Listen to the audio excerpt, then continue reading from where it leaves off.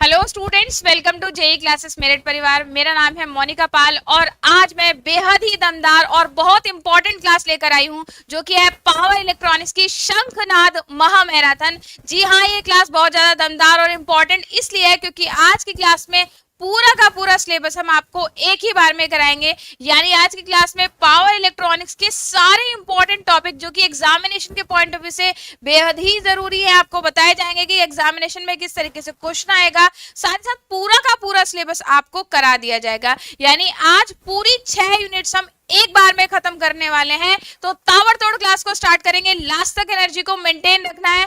आप सभी की वजह से मेरी एनर्जी मेंटेन रहती है, तो अगर आप एनर्जेटिक तरीके से क्लास को अटेंड करेंगे तो मेरा भी एनर्जी मेंटेन रहेगा।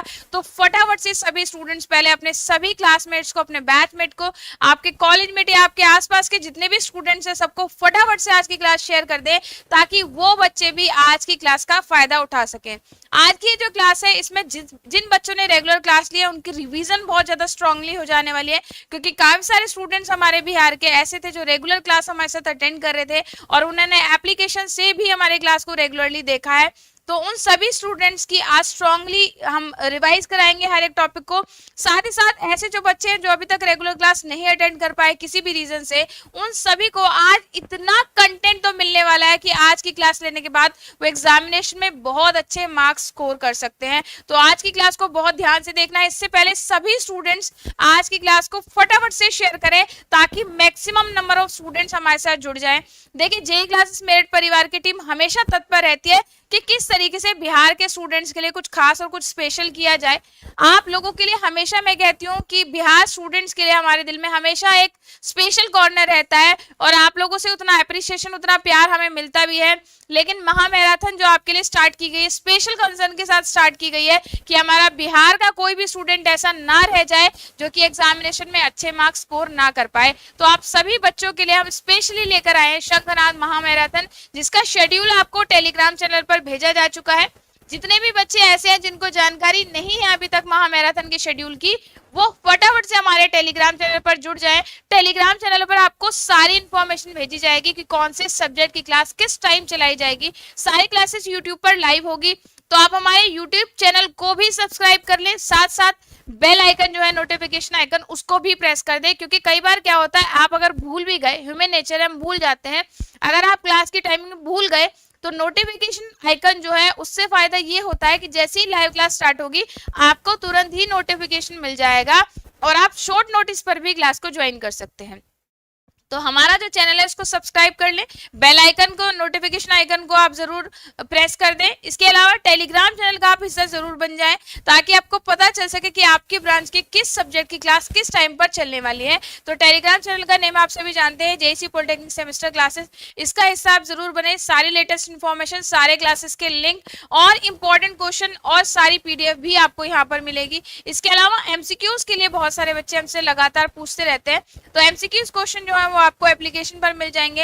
एप्लीकेशन पर आपको सारी क्लासेस मिलेंगी, नोट्स मिलेंगे, एमसीक्यूज यानी जो आपके मल्टीपल चॉइस क्वेश्चन है, ऑब्जेक्टिव क्वेश्चंस वो भी मिलेंगे, इंपॉर्टेंट क्वेश्चन भी दिए जाएंगे। तो यानी ऑल इन वन ऐप है, तो एक एप्लीकेशन पर आपको इतनी सारी फैसिलिटी मिलने वाली है।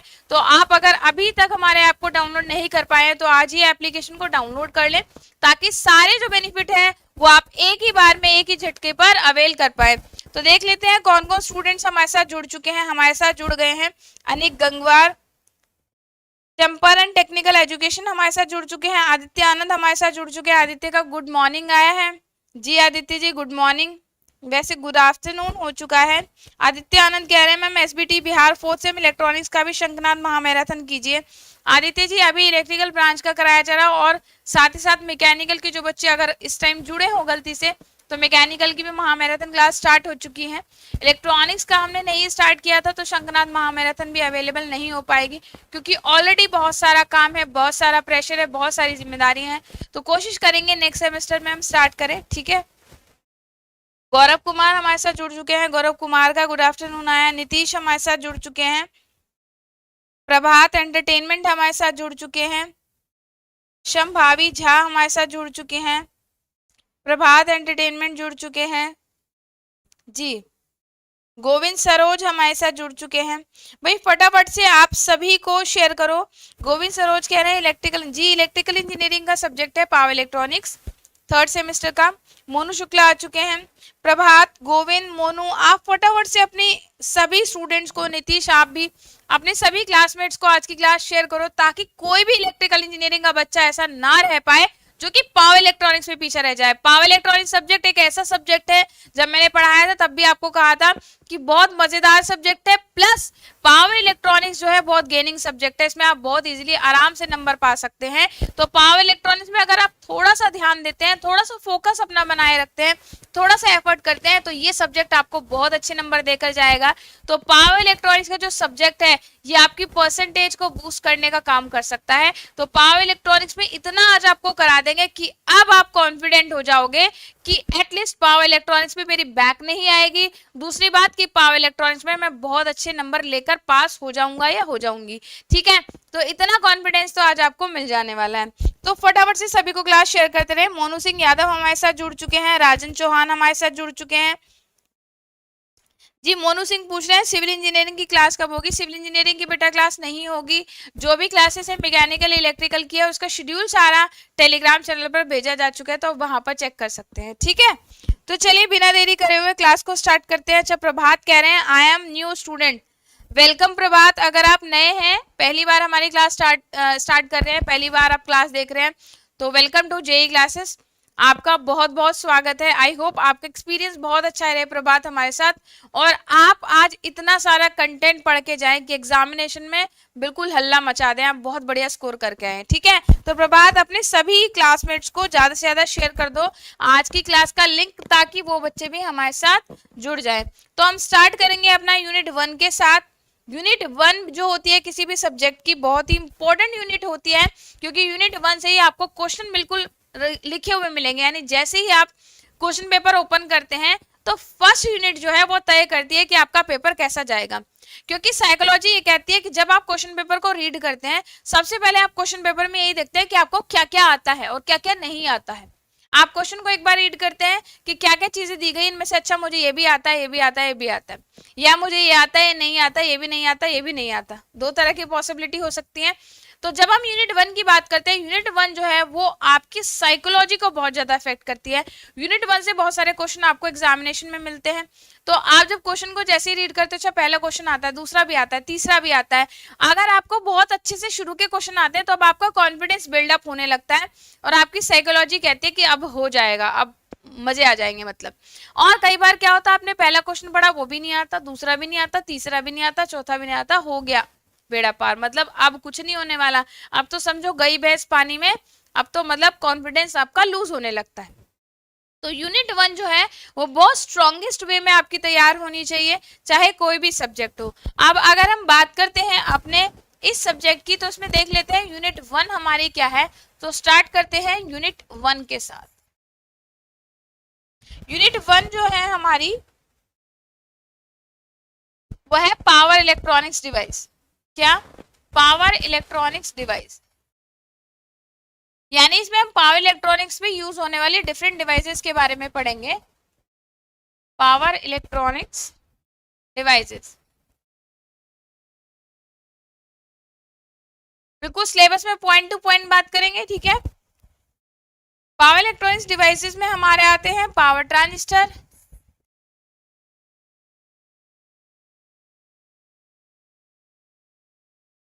पावर डायोड, पावर ट्रांजिस्टर,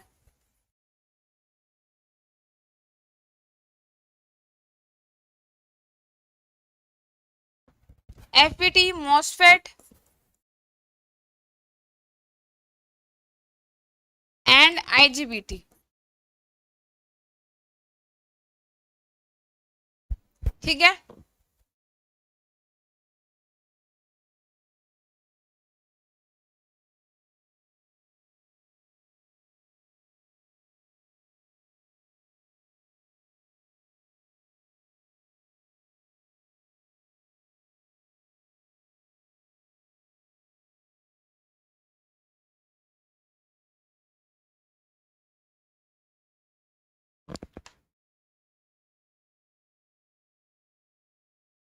तो चलिए सबसे पहले हम स्टार्ट करते हैं अपनी basic type of device, that is power diode. Power diode क्या होता है?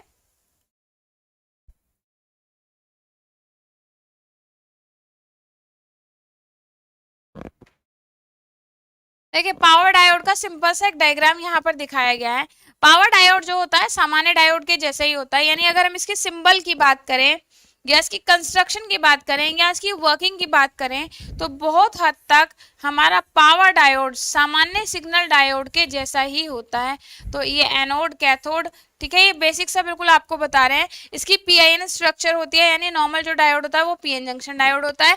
इसमें बीच में एक इंट्रिंसिक लेयर डाली जाती है, इसलिए इसको हम पीआईएन स्ट्रक्चर कहते हैं। कौन सी? पीआईएन, या इसको ऐसे भी लिखा जाता है। और नॉर्मली 1 एम्पियर से ज्यादा, more than 1 ampere current rating वाले जो हमारे डायोड्स होते हैं वो पावर डायोड की श्रेणी में या कह लीजिए पावर डायोड की कैटेगरी में आते हैं। तो ऐसे डायोड जिनकी पावर रेटिंग, सॉरी, जिनकी करंट रेटिंग 1 एम्पियर से ज्यादा होती है वो पावर डायोड की श्रेणी में आते हैं। और पावर डायोड की जो स्ट्रक्चर होती है वो पीआईएन स्ट्रक्चर होती है, यानी इसमें बीच में एक इंट्रिंसिक लेयर डाली जाती है। इंट्रिंसिक लेयर डालने से इसके पावर लॉसेस बढ़ जाते हैं, जिसके कारण इसका जो फॉरवर्ड वोल्टेज ड्रॉप होता है वो 1 वोल्ट से नॉर्मली ज्यादा ही होता है। सामान्य डायोड के लिए 0.7 और पावर डायोड के लिए 1 वोल्ट से ज्यादा वोल्टेज ड्रॉप हो जाता है। क्लियर?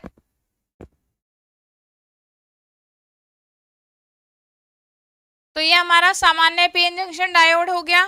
पीएन जंक्शन डायोड से हमने इसकी तुलना की। अब अगर हम बात करते हैं इसकी वीआई कैरेक्टरिस्टिक्स की, इसकी वीआई कैरेक्टरिस्टिक्स कैसी होती है? सामान्य डायोड के जैसी ही होती है, ऐसे ही इसकी वीआई कैरेक्टरिस्टिक्स होती है। ये इसका हमारा हो गया वी, ये आई, ये फॉरवर्ड बायस और ये रिवर्स बायस। तो इसकी वीआई कैरेक्टरिस्टिक्स भी बिल्कुल सिंपल होती है, इसकी वर्किंग भी ऐसी होती है। तो हमारा सामान्य जो पावर डायोड होता है ये बिल्कुल ऐसे ही काम करता है। सॉरी, हमारा जो पावर डायोड होता है ये नॉर्मली सिंपल सिग्नल डायोड के जैसा ही काम करता है। दूसरा हो गया हमारा पावर ट्रांजिस्टर।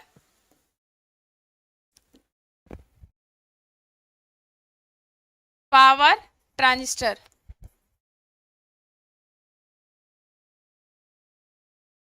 अब पावर ट्रांजिस्टर क्या होता है? आपने नॉर्मल ट्रांजिस्टर पढ़े हैं बेसिक इलेक्ट्रॉनिक्स में।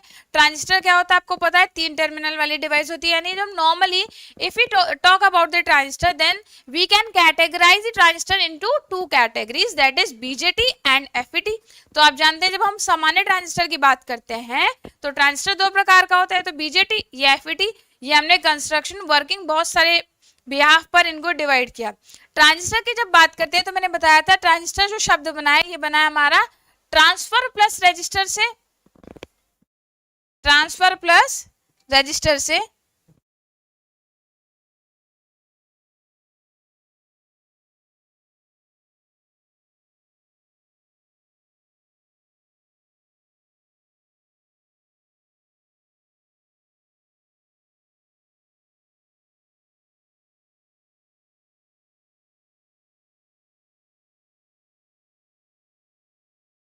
तो ट्रांजिस्टर जो शब्द हमारा बना है ये ट्रांजिस्टर, ट्रांजिस्टर शब्द बना है is equals to transfer plus resistor. ये मैंने तब भी बताया था रेगुलर क्लास में, फिर से बता देते हैं, क्योंकि ट्रांजिस्टर एक ऐसी डिवाइस होती है जो कि रेजिस्टेंस का यानी प्रतिरोध का स्थानांतरण करता है। That means it is a device which can transfer the resistance, यानी जो कि प्रतिरोध का स्थानांतरण कर सकता है। Normally if you talk about the general construction of transistor, अगर हम इसकी सामान्य संरचना की बात करते हैं तो इसमें 3 लेयर होती हैं, 3 टर्मिनल होते हैं और 2 जंक्शन होते हैं। कितने लिख देते हैं यहाँ पर? कितने? 3 टर्मिनल होते हैं, 3 terminal. It is a 3 terminal device which has 3 layer, जिसकी 3 लेयर होती हैं और इसमें 2 जंक्शन होते हैं। जब हम डायोड की बात करते थे, डायोड में 2 लेयर, 1 जंक्शन और 2 ही टर्मिनल होते थे। जितनी लेयर, उन लेयर से उतने ही टर्मिनल बाहर निकाले जाते हैं और लेयर के बीच में जो कॉमन प्लेस होता है that is known as junction.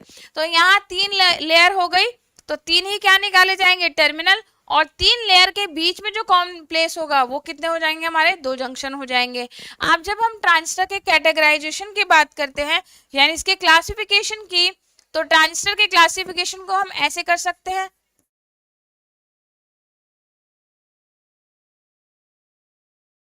Transistor basically दो तरह का हो सकता है, बीजेटी एंड एफईटी। ठीक है, बीजेटी आप जानते हैं क्या होता है, बाइपोलर जंक्शन ट्रांजिस्टर।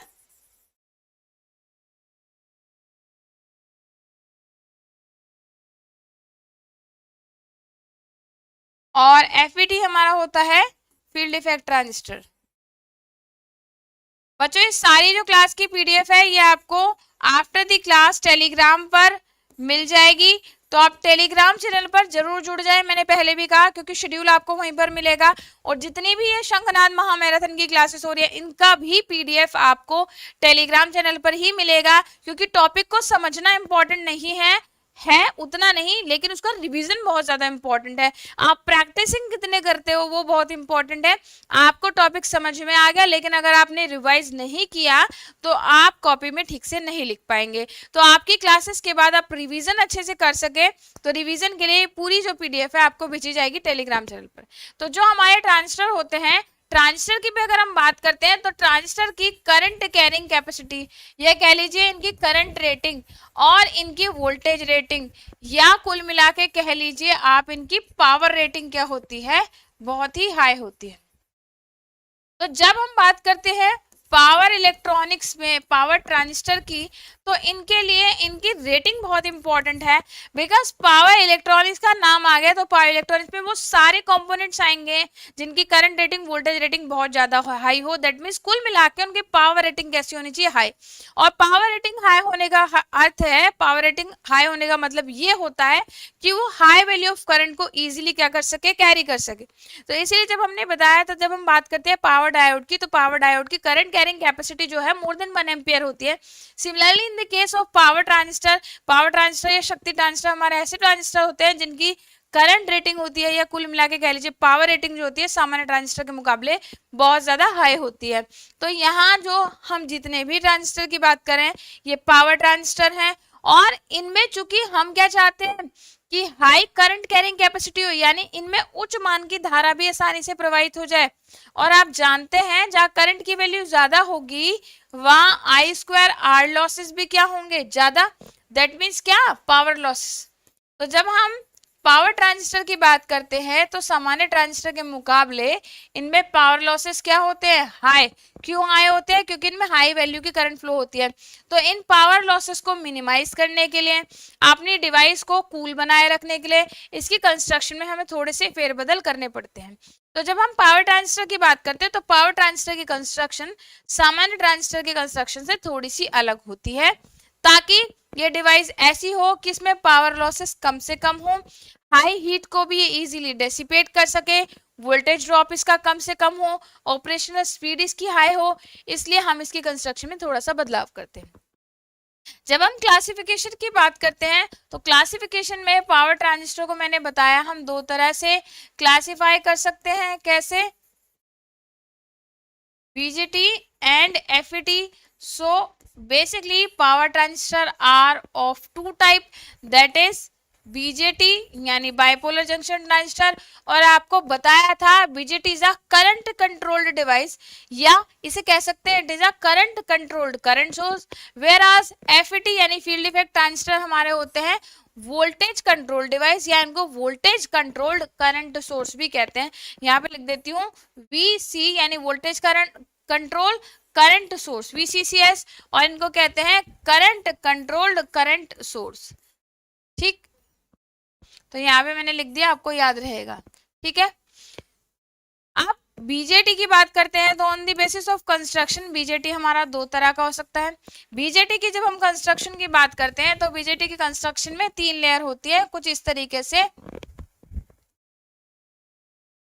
ये हमारी होती है बेस लेयर, ये एमीटर लेयर, और लास्ट वन होती है हमारी कलेक्टर लेयर।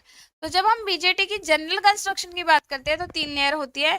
तो इसके बेसिस पर हम बीजेटी जो है इसे दो तरह से कैटेगराइज कर सकते हैं, PNP एंड NPN। PNP मतलब जब दो P लेयर के बीच में एक N लेयर सैंडविच करके बनाई जाती है तो ये बनता है PNP, और NPN का अर्थ है जब दो N सेमीकंडक्टिंग लेयर के बीच हम एक P लेयर सैंडविच करके बनाते हैं तो ये हमारा कहलाता है NPN। दोनों की जो वर्किंग है, वी कैरेक्टरिस्टिक्स है, बहुत सारी चीजें एक दूसरे से मिलती जुलती हैं।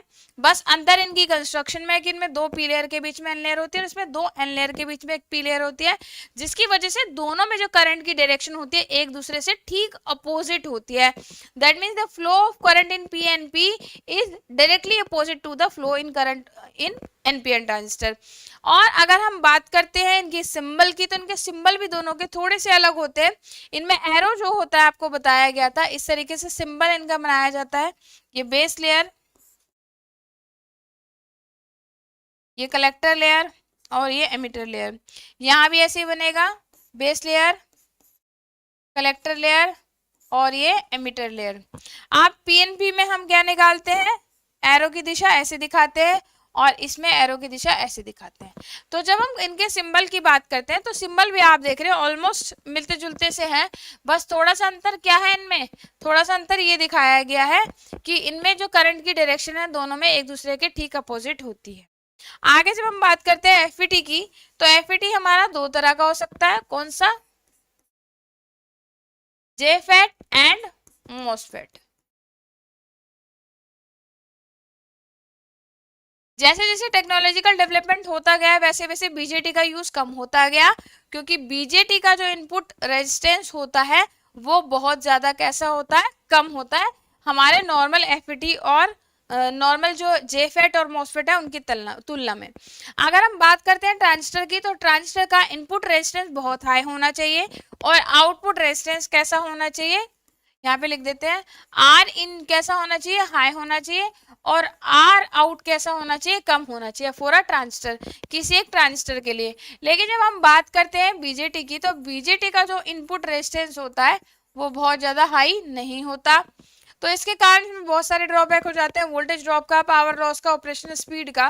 तो इन सबको ओवरकम करने के लिए दूसरा जो हमारा ट्रांजिस्टर आया वो है एफईटी। एफईटी में पहला जो टाइप है वो है जेफेट यानी कि जंक्शन फील्ड इफेक्ट ट्रांजिस्टर, इसको जंक्शन एफईटी भी कहते हैं।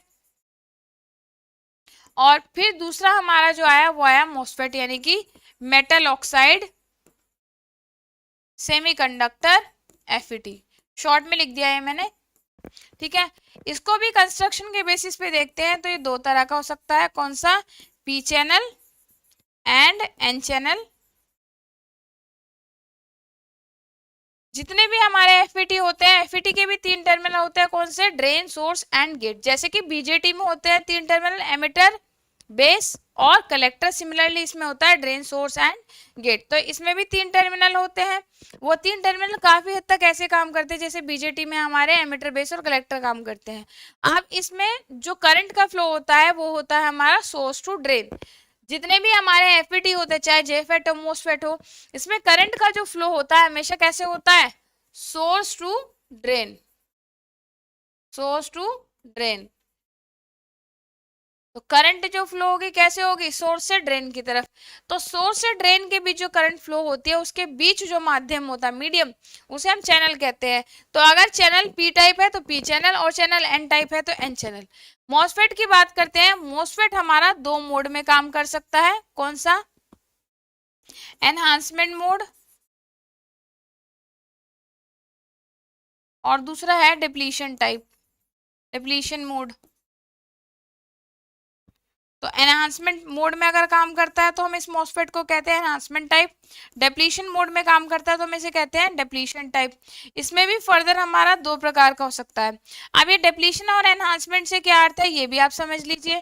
यदि आपने इनपुट पर जो भी सप्लाई प्रदान की है वो इस तरीके की सप्लाई है जिससे चैनल की विड्थ, जो इफेक्टिव विड्थ, फिजिकल विड्थ की बात नहीं कर रहे हम, इफेक्टिव विड्थ की बात करें, अगर चैनल की इफेक्टिव विड्थ बढ़ जाए तो हम इसे कहते हैं एनहांसमेंट टाइप, और अगर चैनल की इफेक्टिव विड्थ घट जाए तब हम इसे कहते हैं डिप्लीशन टाइप। और बेसिकली कौन सा चैनल है इसके बिहाफ पर फर्दर ये भी जेफेट की तरह P channel and N channel type का हो सकता है।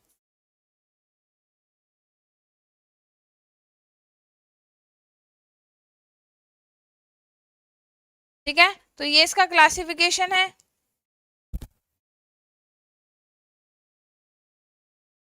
जी बिल्कुल कराएंगे, ट्रायक, आईजीबीटी, यूजेटी, जीटीओ बिल्कुल कराएंगे। और ये बहुत इंपॉर्टेंट भी है शांभवी जी। ये जो छोटे छोटे टॉपिक है ना, यूजेटी, जीटीओ, ट्रायक, ये सब इतने इंपॉर्टेंट हैं कि इनके जो क्वेश्चन है वो पूछे जाते हैं। VCVS नहीं हो सकता शांभवी जी ये, क्योंकि FET में इनपुट वोल्टेज को कंट्रोल करके आउटपुट करंट की वैल्यू को हम कंट्रोल कर सकते हैं। वोल्टेज कंट्रोल करंट सोर्स का मतलब है कि आउटपुट करंट का वैल्यू डिपेंड करता है इनपुट फील्ड पर, यानी इनपुट वोल्टेज पर। मंटू पांडे कह रहे हैं यूपी का नहीं होगा जी, यूपी का भी बिल्कुल होगा। शांभवी जी फास्ट अच्छा कर सकते हैं भाई, मेरा रिमोट कंट्रोल नहीं है तो इससे ज्यादा स्पीड मेरी तेज नहीं हो सकती। मुझे लग रहा है मैं काफी तेज पढ़ा रही हूँ, क्योंकि इतना तेज भी नहीं जाऊंगी कि किसी को समझ में ही ना आए। ठीक है, तो ये हमारा क्लासिफिकेशन हो जाएगा। अब अगर हम बात करते हैं आगे अपने इनके कंस्ट्रक्शन की,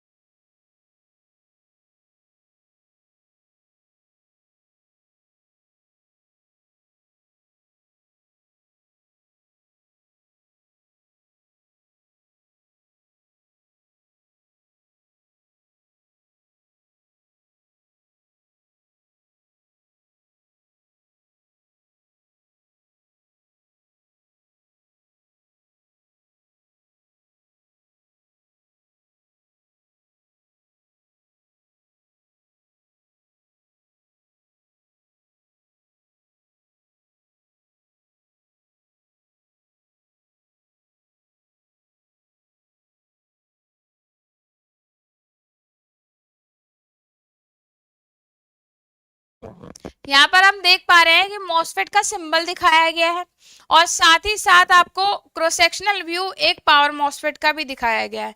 मॉसफेट जो है इसका पूरा नाम है metal oxide semiconductor field effect transistor.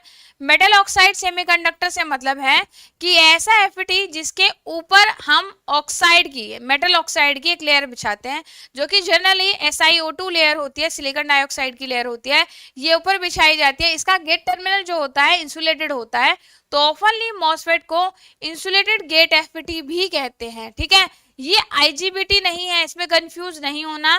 IGBT अलग चीज है और मॉसफेट को हम insulated gate field effect transistor भी कहते हैं। तो ये सारे जो नोट्स हैं हालांकि आपको ग्रुप पर भी भेजे गए हैं। ऐसे जितने भी बच्चे जो मुझे देख पा रहे हैं, जैसे काफी सारे स्टूडेंट्स काफी इंटरेस्ट के साथ क्लास को ले रहे हैं, जैसे शांभवी हैं, बाल कुमार जी हैं, विपिन राठौड़ भी आ गए हैं, चलिए बहुत सारे बच्चे हैं, मोनू सिंह हैं, राजन चौहान, जो बच्चे प्रभात ये अभी तक हमसे जुड़े हुए हैं। इन बच्चों की इन्फॉर्मेशन के लिए मैं बता दूं कि आप सभी को इसके जो कंप्लीट नोट्स हैं वो टेलीग्राम चैनल पर भी भेजे गए हैं, जो कि आपके लिए बहुत बहुत ज़्यादा हेल्पफुल होने वाले हैं। तो टेलीग्राम चैनल पर इसके नोट्स भी आप चेक कर सकते हैं, बिल्कुल डिटेल में नोट दिए गए हैं और इतनी ईजी लैंग्वेज में दिए गए हैं कि आप अगर उनको केवल एक बार रीड भी कर लेंगे तो आपका काम बहुत आसान हो जाएगा। तो टेलीग्राम चैनल पर आप अपने नोट्स भी देख लीजिए। ठीक है, तो ये हमारा क्या था, मॉसफेट हमने बात की। ठीक है, कि मॉसफेट क्या होता है।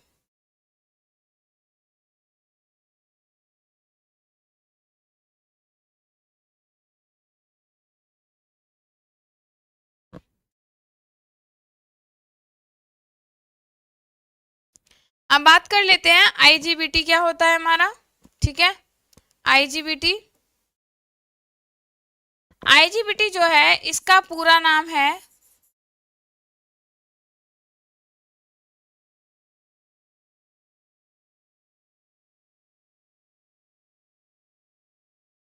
इंसुलेटेड गेट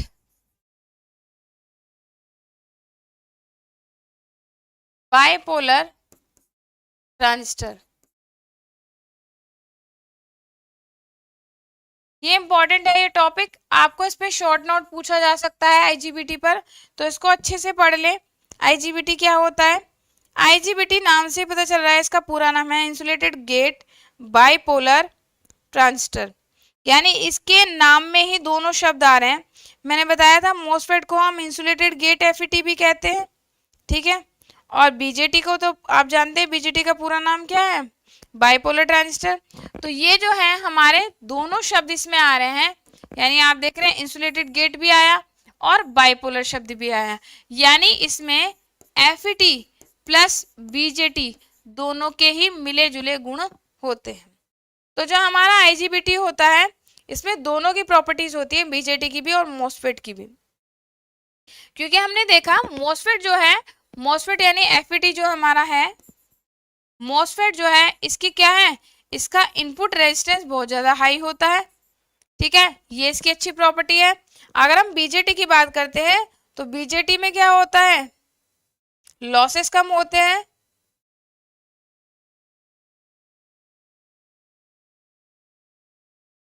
इसके लॉसेस कम होते हैं, पावर लॉसेस, पावर लॉसेस इसमें क्या होते हैं, कम। तो दोनों का ही एडवांटेज इसमें हो जाता है। तो हम जानते हैं मॉसफेट का इनपुट इम्पीडेंस बहुत ज्यादा हाई होता है, जबकि बीजेटी का पावर लॉसेस बीजेटी में कम होते हैं।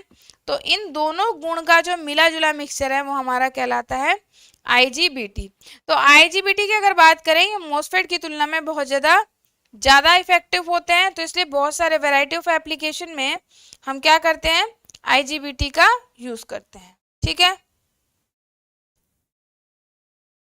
तो आईजीबीटी में हमारे दोनों तरह के गुण होते हैं, बीजेटी वाले भी और मॉसफेट वाले भी।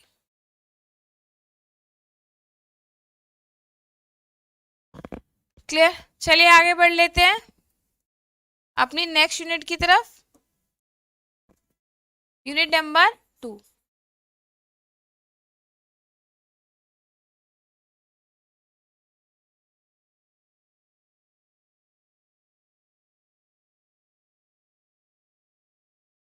थेरेस्टर फैमिली डिवाइसेस, क्या है इस यूनिट का नाम, थेरेस्टर family devices.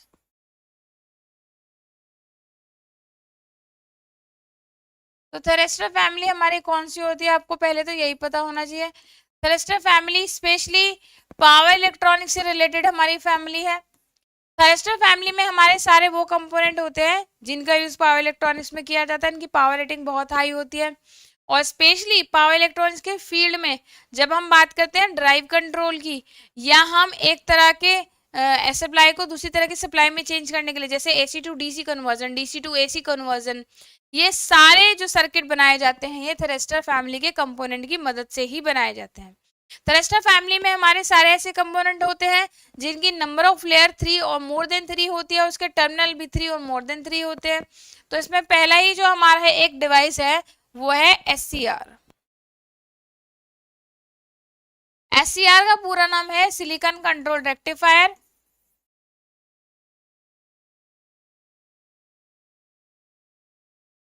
Silicon controlled rectifier,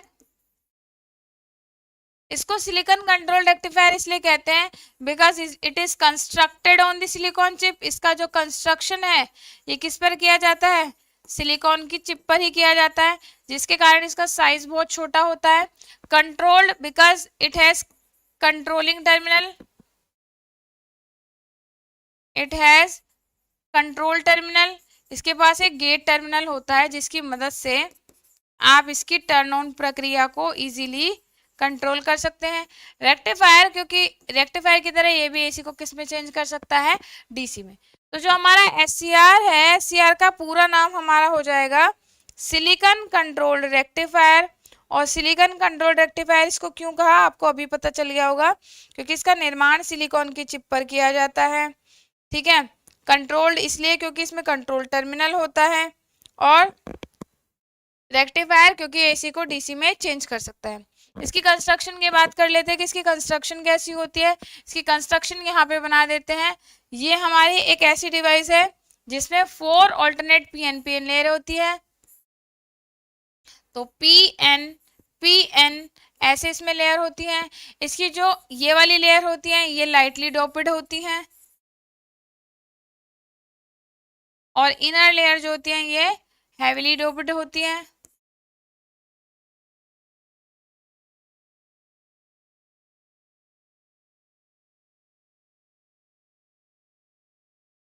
इसके अगर टर्मिनल की बात करें तो इसके 3 टर्मिनल हैं, एनोड, कैथोड और तीसरा होता है गेट।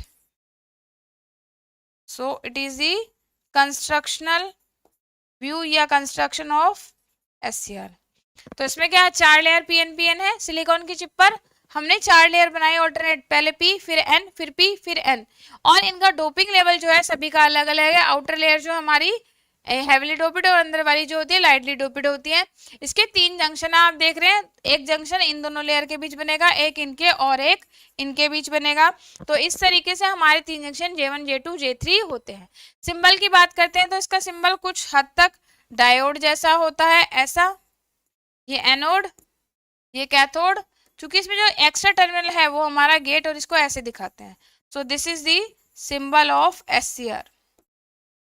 SCR भी बहुत इंपॉर्टेंट टॉपिक है आपका एग्जामिनेशन के पॉइंट ऑफ व्यू से, इससे MCQs भी बन सकते हैं। जैसे कि क्या MCQ बन सकता है, यहाँ पे लिख देते हैं, नेक्स्ट पेज पे ले लेते हैं भाई। Which one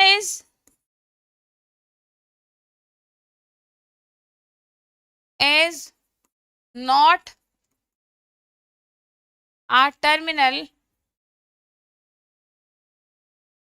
of SCR। निम्नलिखित में से कौन सा SCR का टर्मिनल नहीं है? तो पहला हो गया गेट, दूसरा ड्रेन, तीसरा एनोड, और चौथा हो गया कैथोड।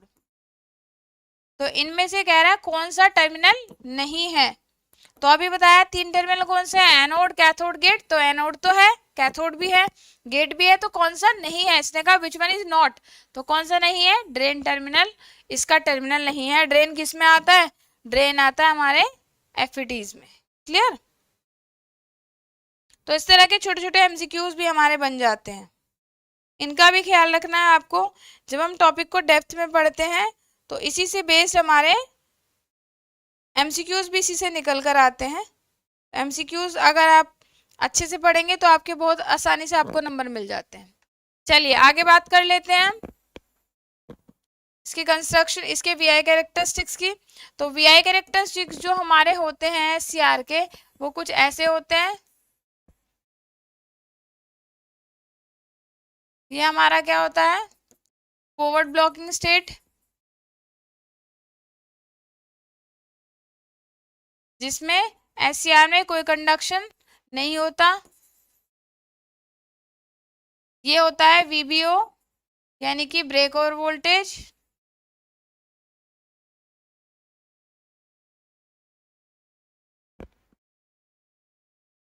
ये जो होता है हमारा यहाँ पर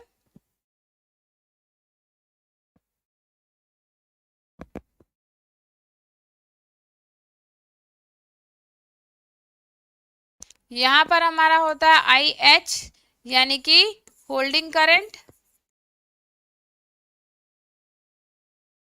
और इससे ऊपर जो ये है IL यानी कि लैचिंग करंट।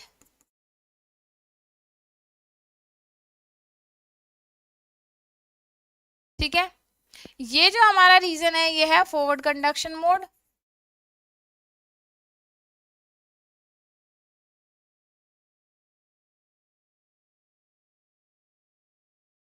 और ये जो है ये है हमारी IF यानी कि फॉरवर्ड करंट।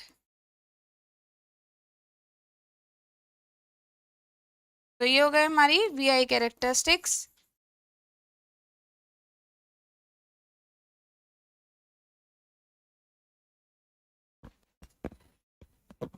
तो SCR की जो VI कैरेक्टरिस्टिक्स होती है वो कुछ इस तरह की होती है।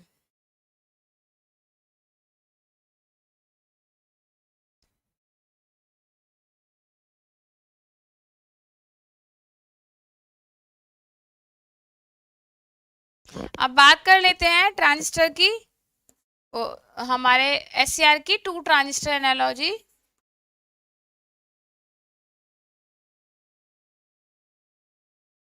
टू ट्रांजिस्टर एनालॉजी से मतलब है कि जो हमारा SCR है वो 2 एंटी पैरेलल ट्रांजिस्टर के बराबर होता है। अगर हम इसको देखते हैं तो ऊपर वाली पी लेयर होती है हमारी, ठीक है, PNP। इसी तरीके से हम इसको ब्रेक कर दें यहाँ पर,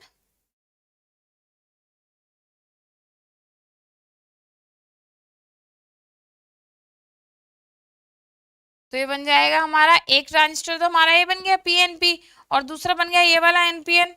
तो इसमें ये हमारा हो गया एनोड, ये था हमारा कैथोड और ये था हमारा गेट। तो हम कह सकते हैं कि ये हमारा एक टू ट्रांजिस्टर के इक्विवेलेंट है, यानी दो ट्रांजिस्टर जिसमें एक पीएनपी और एक एनपीएन ट्रांजिस्टर कनेक्टेड है, उसको कहते हैं टू ट्रांजिस्टर एनालॉजी। इसको ऐसे सिंबॉलिक फॉर्म में भी आप दिखा सकते हैं। एक ट्रांजिस्टर आपने ये कनेक्ट करके दिखाया,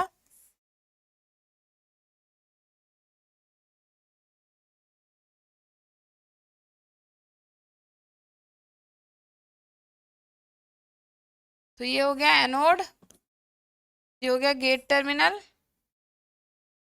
और ये हो गया हमारा कैथोड। इसमें ये हमारा पीएनपी और ये एनपी, ठीक है। तो ये हमारा हो गया टू ट्रांजिस्टर एनालॉजी।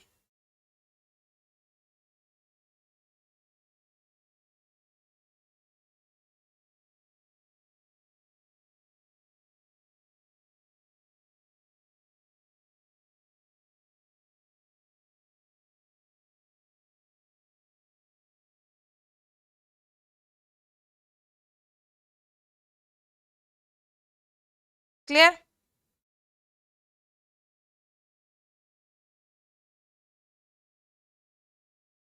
अब बात करते हैं एससीआर के प्रोटेक्शन की। एससीआर के प्रोटेक्शन में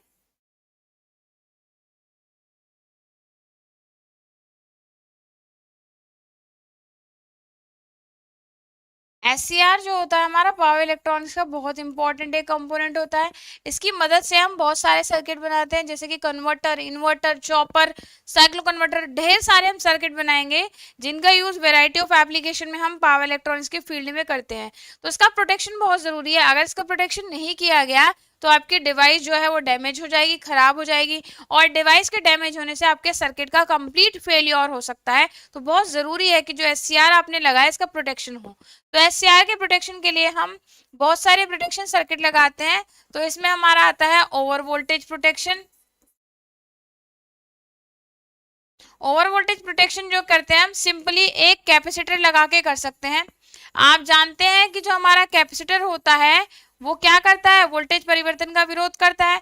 वोल्टेज परिवर्तन का विरोध करने से मतलब है कि जब वोल्टेज में चेंज होगा, यानी वोल्टेज का वैल्यू जब बहुत ज्यादा हाई हो या वोल्टेज का वैल्यू बहुत ज्यादा लो हो, दोनों ही कंडीशन में कैपेसिटर क्या करता है, चार्जिंग और डिस्चार्जिंग का फंक्शन परफॉर्म करता है। यानी जब सर्किट में वोल्टेज बढ़ रही होती है तभी उस एनर्जी को स्टोर करता है, और जब सर्किट में वोल्टेज का वैल्यू घट रहा होता है तभी उसे डिस्चार्ज करता है, यानी इस एनर्जी को रिलीज करता है।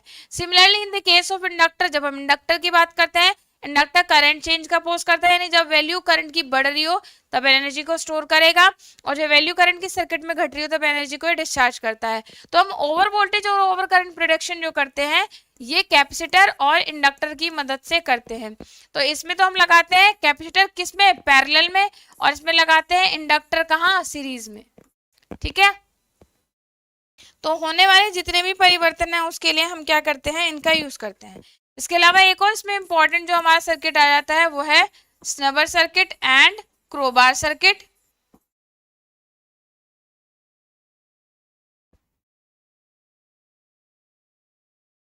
नॉर्मली जब हम बात करते हैं सीआर प्रोटेक्शन की तो स्नबर सर्किट और क्रोबार सर्किट को बहुत ज्यादा प्रेफर किया जाता है, क्योंकि इसकी मदद से हम ऑलमोस्ट सारी प्रोटेक्शन कर सकते हैं। Over voltage over current, DI by D T, DV by D T. जो हमारे मैंने over voltage over current protection की बात की, इसमें हम क्या करते हैं, फ्यूज और इसका फ्यूज का उपयोग कर सकते हैं। आप जानते हैं फ्यूज एक ऐसा सर्किट है, फ्यूज एक ऐसी डिवाइस है जो कि ओवर करंट से हमें प्रोटेक्शन देता है।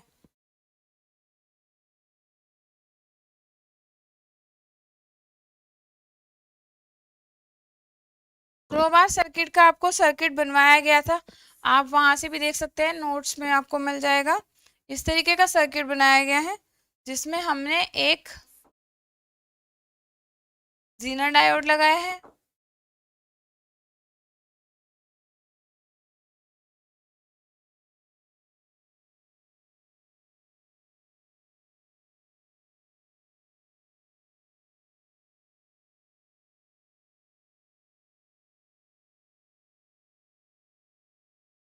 पिको बार का एक प्रैक्टिकल सर्किट दिखाया गया है। ये इसमें जीना डायोड लगाया गया है।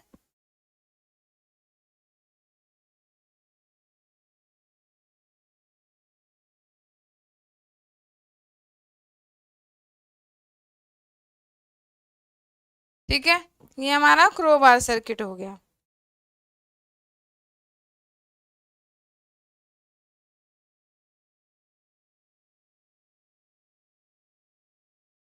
अब बात कर लेते हैं mounting, cooling and specification of SCR. Mounting, cooling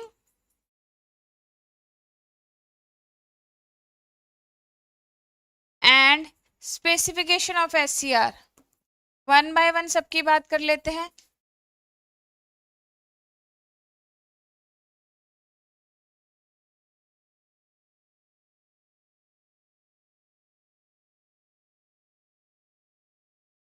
जब हम एससीआर की बात करते हैं तो एससीआर की माउंटिंग, कूलिंग और स्पेसिफिकेशन क्यों इंपॉर्टेंट है? देखिए, इसकी जो इसकी माउंटिंग मेथड है वो कई तरह के हो सकते हैं। कौन कौन से? माउंटिंग मेथड की पहले बात कर लेते हैं। माउंटिंग ऑफ एससीआर, बहुत सारे मेथड एससीआर के हो सकते हैं कि इसमें कैसे हम हीट सिंक कैसे लगाएं, क्या करें, इस सब के आधार पर ये हो सकता है हमारी लीड माउंटिंग।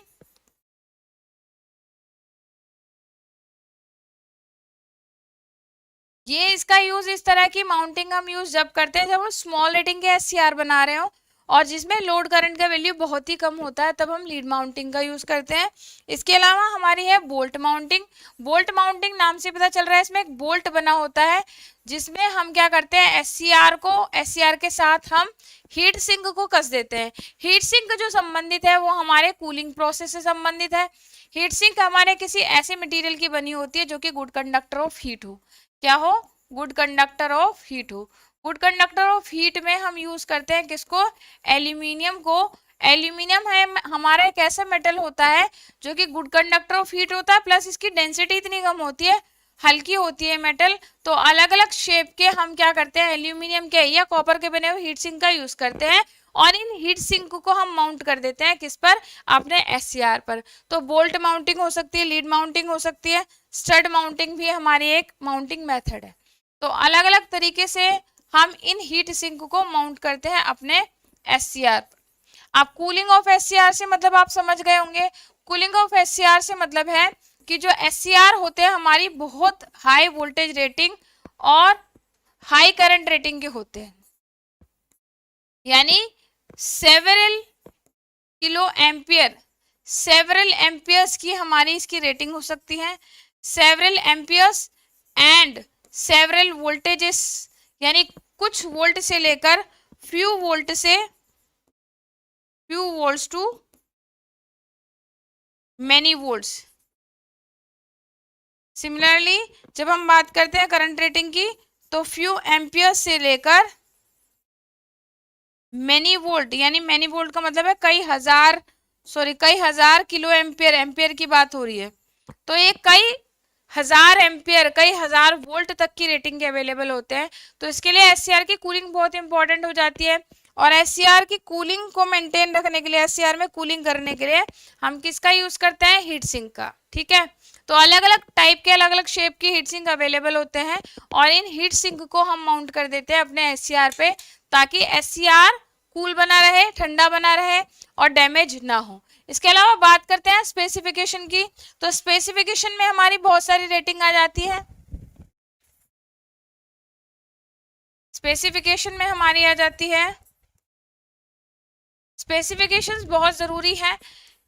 जब आप किसी सर्किट का निर्माण करते हैं, उस सर्किट में कौन सा एससीआर लगाना है, उसकी कितनी वोल्टेज रेटिंग होनी चाहिए, कितनी करंट रेटिंग होनी चाहिए, ताकि आप सूटेबल एससीआर को सिलेक्ट कर सके। अगर आपने गलत रेटिंग का एससीआर लगा दिया तो क्या हो जाएगा, सर्किट आपका फेल हो सकता है या आपका एससीआर ही डैमेज हो सकता है। तो एससीआर को सिलेक्ट करते समय उसकी रेटिंग देखना बहुत जरूरी है। कौन कौन सी रेटिंग? लैचिंग करंट, अभी बताया था मैंने कैरेक्टरिस्टिक्स में, latching current, holding current,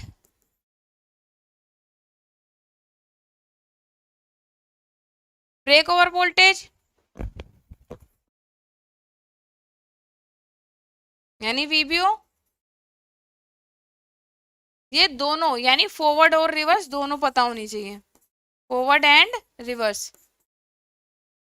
forward इसलिए पता होनी चाहिए, हमें पता होना चाहिए कि किस वोल्टेज पर ये ऑन होगा, और रिवर्स इसलिए पता होनी चाहिए कि इससे ज्यादा हमारी वोल्टेज नहीं होनी चाहिए रिवर्स में। अगर इससे रिवर्स ब्रेकडाउन वोल्टेज से ज्यादा वोल्टेज हो जाएगी तो भी ये डैमेज हो जाएगा। बाकी DV by D T rating, D I by D T rating, surge current, minimum gate current, ये सब इसकी रेटिंग में आता है।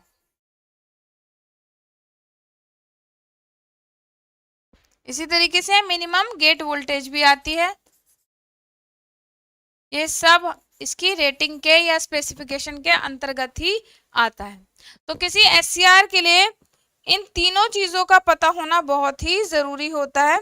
आपको पता होना चाहिए कि एससीआर को कितनी मिनिमम फॉरवर्ड वोल्टेज चाहिए, कितनी मिनिमम गेट करंट चाहिए, DI by D T rating कितनी होनी चाहिए, DI by D T rating, forward और रिवर्स ब्रेक ओवर वोल्टेज पता होना चाहिए, लैचिंग करंट, होल्डिंग करंट का वैल्यू पता होना चाहिए। ये सारी चीजें हमें पता होनी चाहिए। उसके बाद नेक्स्ट हमारा आता है इसमें एक और डिवाइस जो बहुत इंपॉर्टेंट है, वो है जीटीओ। एससीआर के बाद जो हमारा एक और बहुत ज्यादा यूज होने वाला डिवाइस है वो है जीटीओ। जीटीओ का पूरा नाम है गेट टर्न ऑफ थ्रेस्टर, यानी एक ऐसे थ्रेस्टर जिनको गेट टर्मिनल द्वारा टर्न ऑफ भी किया जा सकता है। देखिए जब हम बात करते हैं एससीआर की, तो एससीआर एक ऐसी डिवाइस है जिसको गेट ट्रिगरिंग द्वारा टर्न ऑन तो कराया जा सकता है, लेकिन टर्न ऑफ कराने के लिए हमें कम्यूटेशन मेथड लगाने पड़ेंगे। तो यूनिट 3 में कम्यूटेशन के बारे में बात करेंगे। कम्यूटेशन का मतलब एक ऐसा प्रोसेस है जिसकी हेल्प से हम डिवाइस को टर्न ऑफ कराते हैं। तो यहाँ अगर हम ऐसा करें, ऐसा एक थ्रेस्टर बना दें जिसमें गेट टर्मिनल की मदद से इसको टर्न ऑन भी किया जा सके और टर्न ऑफ भी किया जा सके, तब इस तरह की जो हमारी डिवाइस होगी वो कहलाती है जीटीओ। जीटीओ का जो सिंबल होता है वो काफी हद तक मिलता जुलता हमारे एससीआर के जैसा ही होता है। इसमें भी एनोड और कैथोड होते हैं, और इस तरीके से इसका जो सिंबल है उसमें इस तरीके से डायरेक्शन दिखाई गई होती है एरो से।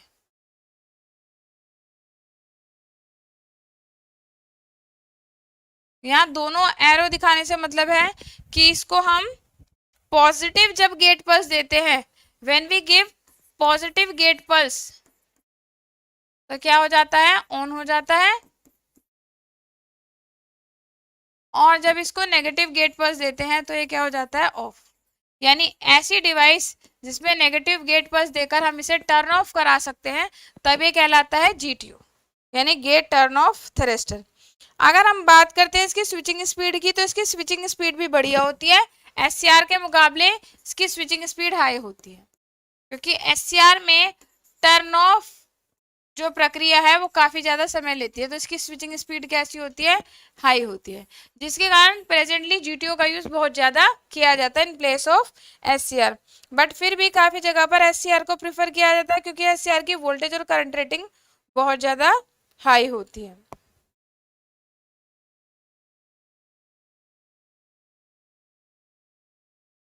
नेक्स्ट बात कर लेते हैं हमारा यूजेटी। यूजेटी जो है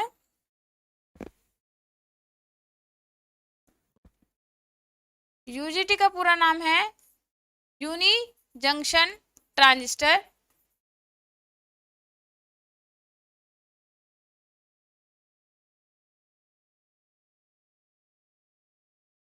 इसके सिंबल की बात करें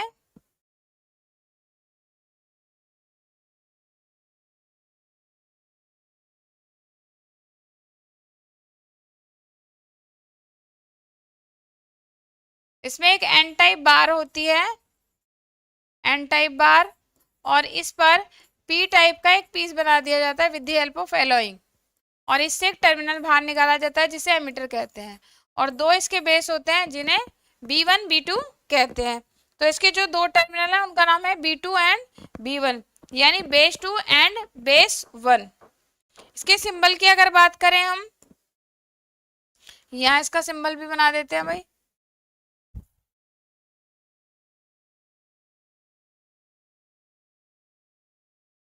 एमीटर, ये बेस 2 और ये बेस 1,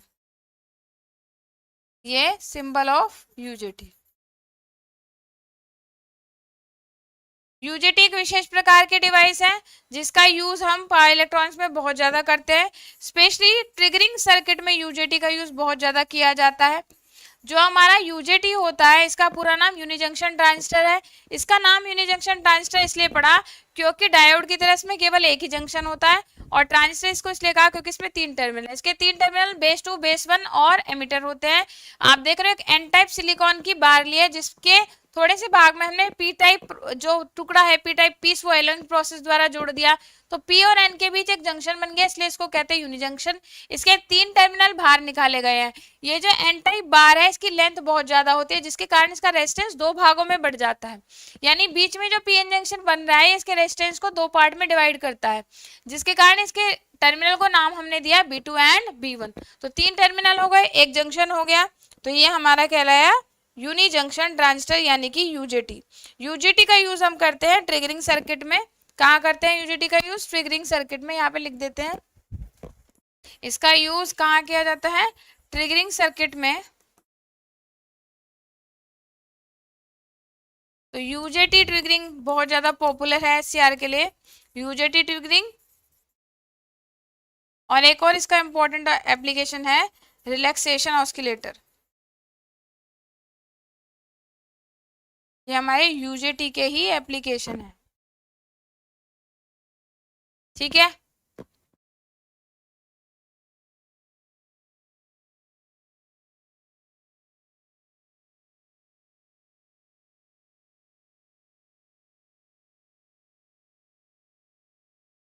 अब बात कर लेते हैं हमारी एक और डिवाइस जो कि है ट्रायक, ट्रायक और डायक।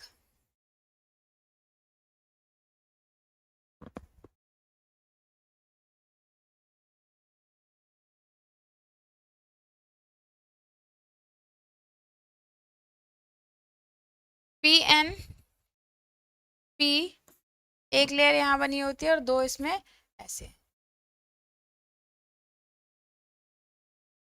इसके जो टर्मिनल हैं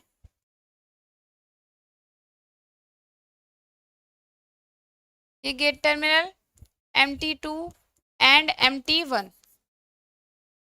इसके सिंबल की बात कर लेते हैं। सिंबल कैसा होता है ट्रायक का? इसमें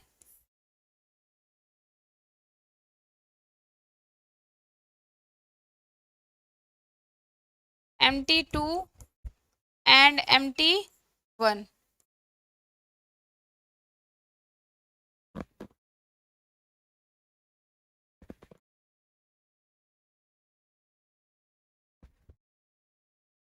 ठीक है, तो ये हो गया हमारा कंस्ट्रक्शन ऑफ ट्रायक। ये कंस्ट्रक्शन हो गया इसका। इसका निर्माण भी सिलिकॉन की चिप पर ही किया जाता है। इसकी कंस्ट्रक्शन जो की जाती है सिलिकॉन सेमीकंडक्टर द्वारा ही की जाती है। इसमें मेनली 5 लेयर होती है। आप देख रहे हैं पीएनपी, और 2 रीजन ऊपर बनाए गए, एक रीजन नीचे बनाया गया, तो इसमें हमारी 5 लेयर होते हैं, जंक्शन होते हैं 4। अब इसकी जब बात करते हैं, ये हमारी एक बायडायरेक्शनल डिवाइस है। एससीआर जो होता है हमारी यूनिडायरेक्शनल डिवाइस होती है। यूनिडायरेक्शनल होने का मतलब है करंट का फ्लो केवल एक ही डायरेक्शन में होता है, लेकिन ट्रायक के केस में हम देख रहे हैं कि ट्रायक बायडायरेक्शनल होता है। यानी इसकी जब कैरेक्टरिस्टिक्स ड्रॉ करेंगे तो इसकी कैरेक्टरिस्टिक्स जो होती है बिल्कुल ऐसी होती है जैसी एससीआर की होती है फॉरवर्ड में, और रिवर्स में भी ऐसी होती है जैसे हमारे एससीआर की होती है। तो हम देख रहे हैं यहाँ वोल्टेज, यहाँ करंट, यहाँ नेगेटिव में करंट और यहाँ नेगेटिव में वोल्टेज। तो ये हमारा फॉरवर्ड बायस क्वाड्रेंट हो गया, और ये रिवर्स। तो हम देख रहे हैं इसकी फॉरवर्ड बायस और रिवर्स बायस में जो कैरेक्टरिस्टिक्स होती हैं वो बिल्कुल कैसी होती है, आइडेंटिकल होती है, एक जैसी होती है। जब बात करते हैं आप डायक की, डायक भी हमारा एक पावर इलेक्ट्रॉनिक्स का ही कंपोनेंट है। डायक को आप कह सकते हैं ट्रायक विदाउट गेट। यानी अगर आप ट्रायक से गेट टर्मिनल हटा दें तो ये किसकी तरह काम करेगा? डायक की तरह ही काम करेगा। तो बिल्कुल यही सेम सिंबल हो जाएगा। गेट टर्मिनल हटा देंगे, यहां से गेट टर्मिनल हटा देंगे, तो ये हमारा क्या बन जाएगा? डायक बन जाएगा। ठीक है,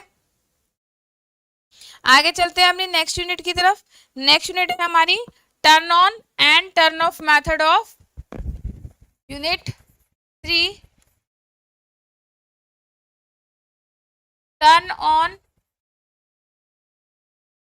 and turn off methods of thyristor. देखिए थ्रेस्टर को टर्न ऑन करने के लिए और टर्न ऑफ करने के लिए कई सारे हमारे मेथड होते हैं। तो सबसे पहले हम बात कर लेते हैं टर्न ऑन मेथड की। तो सबसे पहले क्या लिखते हैं, turn on method. Turn on method को हम ट्रिगरिंग मेथड भी कहते हैं। क्या कहते हैं इसको, ट्रिगरिंग। ट्रिगरिंग मेथड्स भी बोलते हैं इनको। ट्रिगरिंग मेथड जो है वो कई तरह के हो सकते हैं। कौन कौन से बात कर लेते हैं हम। सबसे पहले हमारी हो जाएगी VBO triggering,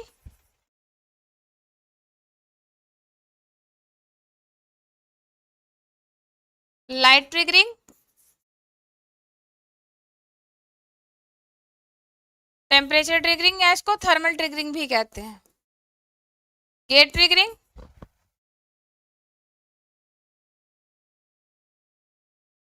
DV by DT triggering भी होती है और गेट ट्रिगरिंग। तो हमारे ट्रिगरिंग के कई सारे मेथड हो सकते हैं। पहला है ब्रेक ओवर मेथड या इसको वोल्टेज ट्रिगरिंग भी कहते हैं। ब्रेक ओवर मेथड का मतलब है कि जब एनोड कैथोड के अक्रॉस वोल्टेज वैल्यू को इतना बढ़ाते जाएं कि एससीआर की वोल्टेज अक्रॉस वोल्टेज का वैल्यू उसके ब्रेक ओवर वोल्टेज तक पहुंच जाए तो क्या हो जाएगा, थेरेस्टर हमारा ब्लॉकिंग स्टेट से कहाँ चला जाएगा, कंडक्शन स्टेट में, और उसमें कंडक्शन चालू हो जाएगा, करंट का फ्लो शुरू हो जाएगा। इसे कहते हैं वीबीओ ट्रिगरिंग। यानी जब हम इसके एनोड कैथोड के अक्रॉस वोल्टेज के वैल्यू को वीबीओ वोल्टेज तक ले जाएं तब ये कहलाता है वीबीओ ट्रिगरिंग। दूसरा हमारा लाइट ट्रिगरिंग। लाइट ट्रिगरिंग क्या है, जब हम थेरेस्टर की बात करते हैं सीआर की तो इसका जंक्शन J2 रिवर्स बायस में होता है, J1, J2 एंड J3। तो जब हम बात करते हैं इसकी तो जंक्शन J2 जो होता है किस में है, रिवर्स बायस में है, जबकि J1 और J3 किस में है, फॉरवर्ड बायस। तो मेन मकसद जो हमारा है वो क्या है कि किसी तरीके से इसका हम क्या करा दें, ब्रेक डाउन करा दें जंक्शन J2 का। तो जंक्शन J2 का ब्रेक डाउन कराने के लिए जंक्शन पर लाइट बीम फॉल कराई जाती है हाई इंटेंसिटी की, जिससे फोटोन रिलीज होते हैं। फोटोन में एनर्जी होती है, उस एनर्जी से इलेक्ट्रॉन होल पे रिलीज होते हैं और कंडक्टिविटी बढ़ती है और जंक्शन का ब्रेकडाउन थोड़ा पहले हो जाता है। तीसरी केस में वो हमारा टेम्परेचर ट्रिगरिंग या थर्मल ट्रिगरिंग। इसमें भी हम जंक्शन का टेम्परेचर बढ़ाते हैं और ऐसा करने से क्या होता है, थर्मल एनर्जी की वजह से नए इलेक्ट्रॉन होल पेयर रिलीज होते हैं, कोवेलेंट बॉन्ड टूट जाते हैं और इससे क्या होता है, जंक्शन का ब्रेकडाउन हो जाता है। नेक्स्ट है हमारी DV by DT triggering. DV by DT triggering का मतलब है कि हम देख रहे हैं J1 और J3 फॉरवर्ड बायस में यानी कंडक्टिंग लेयर की तरह काम करते हैं और जो हमारा बीच वाला जंक्शन है वो इंसुलेटिंग लेयर की तरह काम करता है। ऐसे जंक्शन J2 J3 तो हम देख रहे हैं ये दोनों तो किसकी तरह काम कर रहे हैं, कंडक्टिंग मीडियम की तरह, जबकि जो बीच वाला हमारा लेयर है, बीच वाला जो जंक्शन है ये किसकी तरह काम कर रहा है, इंसुलेटिंग मीडियम की तरह। तो हम देख रहे हैं ये कैपेसिटर की तरह व्यवहार कर रहा है। तो यदि हम इसकी चार्जिंग करंट में तेजी से परिवर्तन करते हैं तो भी ब्रेकडाउन हो जाता है। इस ट्रिगरिंग को कहते हैं DV by DT triggering. Next है हमारा गेट ट्रिगरिंग। गेट ट्रिगरिंग का यूज सबसे ज्यादा किया जाता है, पॉपुलरली सबसे ज्यादा प्रैक्टिकली यूज होने वाली जो हमारी ट्रिगरिंग मेथड है वो है गेट ट्रिगरिंग। इसमें हम क्या करते हैं, इसके अक्रॉस गेट पर पॉजिटिव पल्स लगाते हैं और इसको टर्न ऑन करा देते हैं।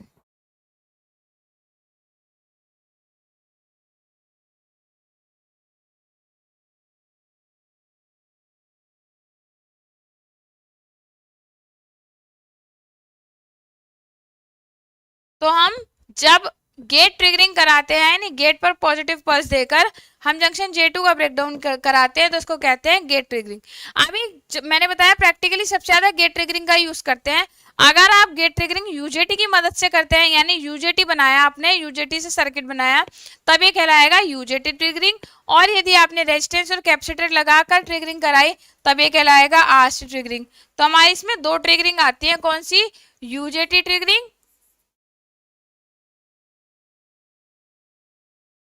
और दूसरा आता है गेट ट्रिगरिंग सर्किट। इनके सर्किट डायग्राम आप जरूर देख लीजिएगा कि कैसे यूजेटी की मदद से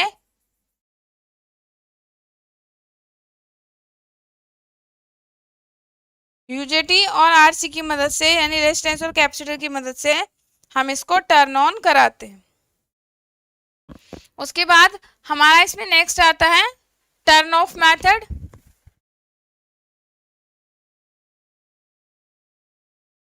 turn off methods of SCR, जिनको हम कम्यूटेशन मेथड भी कहते हैं। क्या कहते हैं इसको?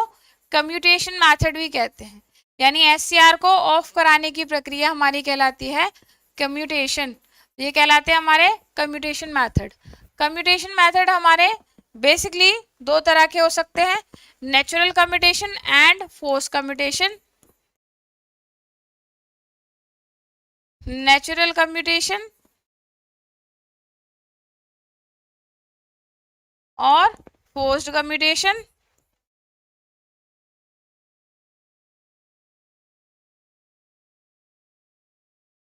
नेचुरल कम्यूटेशन और फोर्स कम्यूटेशन का मतलब क्या है? यानी यदि हम एससीआर को एसी लाइन सप्लाई से कनेक्ट कर दें, आप जानते हैं एसी में एक पॉजिटिव पल्स होती है, एक नेगेटिव पल्स। तो पॉजिटिव पल्स में एससीआर फॉरवर्ड बायस रहता है और ऑन रहता है। जैसे ही नेगेटिव पल्स, नेगेटिव साइकिल आएगी, नेगेटिव हाफ साइकिल, तो एससीआर खुद ब खुद क्या हो जाएगा? रिवर्स बायस, और रिवर्स बायस होने के कारण ऑफ हो जाएगा। तब इस तरह के मेथड को हम कहते हैं नेचुरल कम्यूटेशन। क्योंकि यहाँ जो हमने एसी सप्लाई यूज करी है उसकी नेचुरल प्रॉपर्टी है कि एक बार वो पॉजिटिव एक बार नेगेटिव होगी, तो इसलिए इस तरह के कम्यूटेशन को कहते हैं नेचुरल कम्यूटेशन। दूसरा है हमारा फोर्स कम्यूटेशन। फोर्स कम्यूटेशन का मतलब है कि आप थ्रेस्टर को या एससीआर को फोर्सफुली ऑफ करा रहे हैं। यानी या तो आप उस पर रिवर्स बायस अप्लाई कर दें या आप कुछ ऐसा कर दें कि एनोड करंट का वैल्यू 0 हो जाए। तो अगर आप वोल्टेज फोर्सफुली वोल्टेज को रिवर्स बायस करते हैं तब ये कहलाएगा हमारा वोल्टेज फोर्स कम्यूटेशन। और यदि आप करंट का वैल्यू 0 कराते हैं तब ये कहलाएगा करंट फोर्स्ड कम्यूटेशन। ठीक है, तो डिपेंड करता है आप कौन सी टेक्निक का यूज करके इसे ऑफ कराते हैं।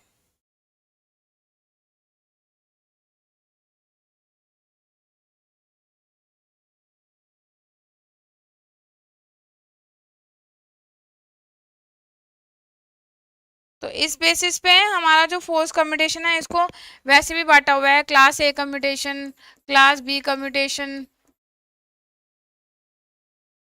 क्लास सी कम्यूटेशन,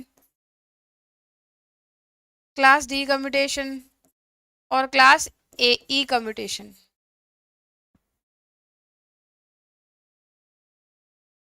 तो हर एक मेथड आपको कम्यूटेशन का पता होना चाहिए।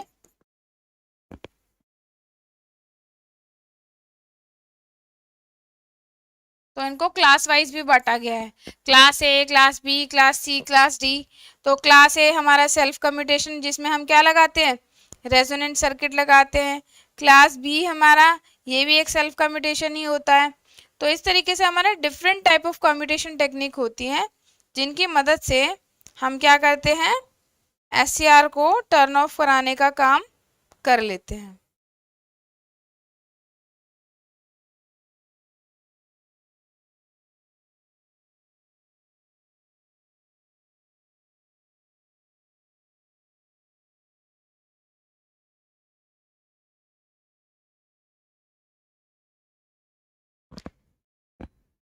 नेक्स्ट आता है unit number 4,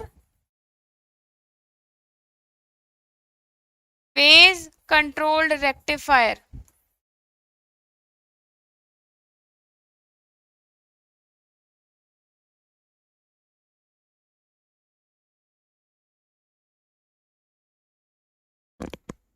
phase control rectifier, जैसे कि आपने रेक्टिफायर का फंक्शन पढ़ा ही है कि हमारा रेक्टिफायर क्या होता है।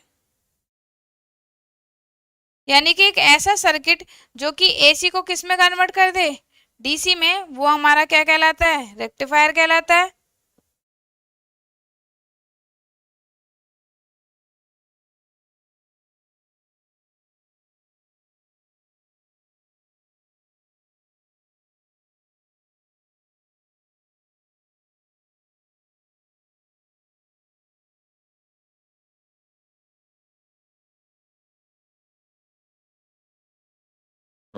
यहाँ जब हम बात करते हैं तो ये हमारा आपके सिलेबस के अकॉर्डिंग आपको केवल सिंगल फेज भी पढ़ना है और थ्री फेज भी पढ़ना है और डुअल कन्वर्टर भी आपको करना है। तो इसमें जब हम बात करते हैं, जो हमारे ये कन्वर्टर, इनको सिंगल फेज, ये जो हमारे फेज कंट्रोल रेक्टिफायर है इनको कन्वर्टर कहते हैं। ये converter on the basis of supply दो तरह के हो सकते हैं हमारे, कौन सा, single phase and three phase, single phase converter and three phase converter.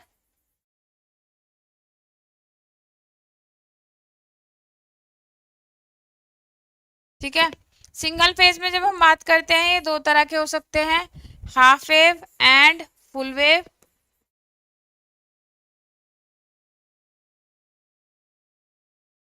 इसमें भी थ्री फेज में भी दो तरह के हो सकते हैं, half wave and full wave. और फुल वेव में भी अगर हम बात करते हैं तो ब्रिज टाइप कॉन्फ़िगरेशन में होती है और एक centre taped and bridge type. इसमें हम बात करते हैं तो इसमें ब्रिज टाइप कॉन्फ़िगरेशन का यूज ज्यादा किया जाता है। ये हमारा दो प्रकार का हो सकता है,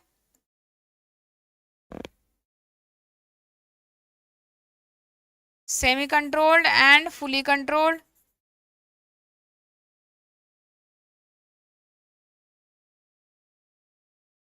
fully controlled and semi controlled. इसमें भी ब्रिज टाइप में दो टाइप हमारे हो सकते हैं, semi controlled and fully controlled.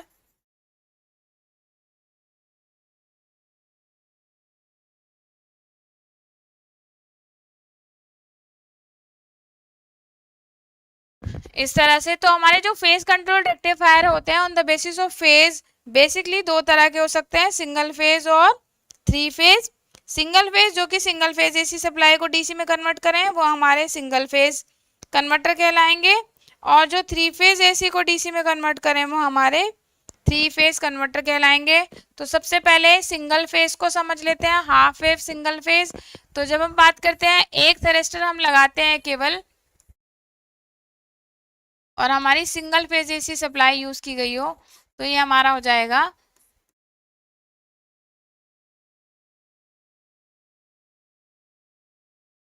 Circuit diagram of किसका, single phase half wave converter. ठीक है, कैसा, सिंगल फेज हाफ वेव। तो ये हमारा हो गया सर्किट डायग्राम। इसकी वेवफॉर्म अगर समझें तो, अच्छा इसमें एक छोटा सा कॉन्सेप्ट और है उसको भी आप याद रखिएगा। यहाँ पे फायरिंग एंगल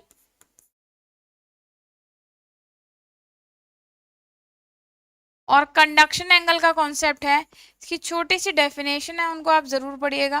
थ्रिस्टर जितने ड्यूरेशन तक कंडक्ट करता है उसे हम कहते हैं कंडक्शन एंगल, और थ्रिस्टर जितने डिले के बाद टर्न ऑन होता है वो हमारा कहलाता है फायरिंग एंगल। दोनों को ही रेडियन में नापा जाता है। तो फायरिंग एंगल और कंडक्शन एंगल की छोटी छोटी डेफिनेशंस हैं, इनको आप जरूर देख लीजिएगा। यहाँ बात करते हैं हमारा हाफ वेव, इसकी वेव फॉर्म देख लेते हैं। वेव फॉर्म कैसी आएगी, ये हमारी सिंगल फेज सप्लाई होगी इस तरीके से। इसकी जब हम बात करते हैं हाफ वेव की, तो हाफ वेव ऐसी आएगी, ये वी इन, ये वी आउट। तो हम ड्रॉ कर रहे हैं input and output wave form. तो अब जितने एंगल के बाद इसको टर्न ऑन करेंगे वैसे ही थ्रस्टर टर्न ऑन हो जाएगा और पल्स मिलने लगेगी। तो आउटपुट कुछ इस तरह की आपको मिलेगी। जैसे ही नेगेटिव साइकिल आएगी थ्रस्टर रिवर्स बायस होगा, आउटपुट मिलेगी 0। जैसे ही फिर पॉजिटिव साइकिल आएगी, थ्रस्टर जितने एंगल बाद आप इसे ऑन करेंगे उतने एंगल बाद ऑन होगा और आपको फिर से आउटपुट पे पल्स मिलने लगे। तो इस तरीके से हमारा बन जाएगा ये single phase half wave converter या फेज कंट्रोल रेक्टिफायर। जब हम बात करते हैं किसकी, फुल वेव की,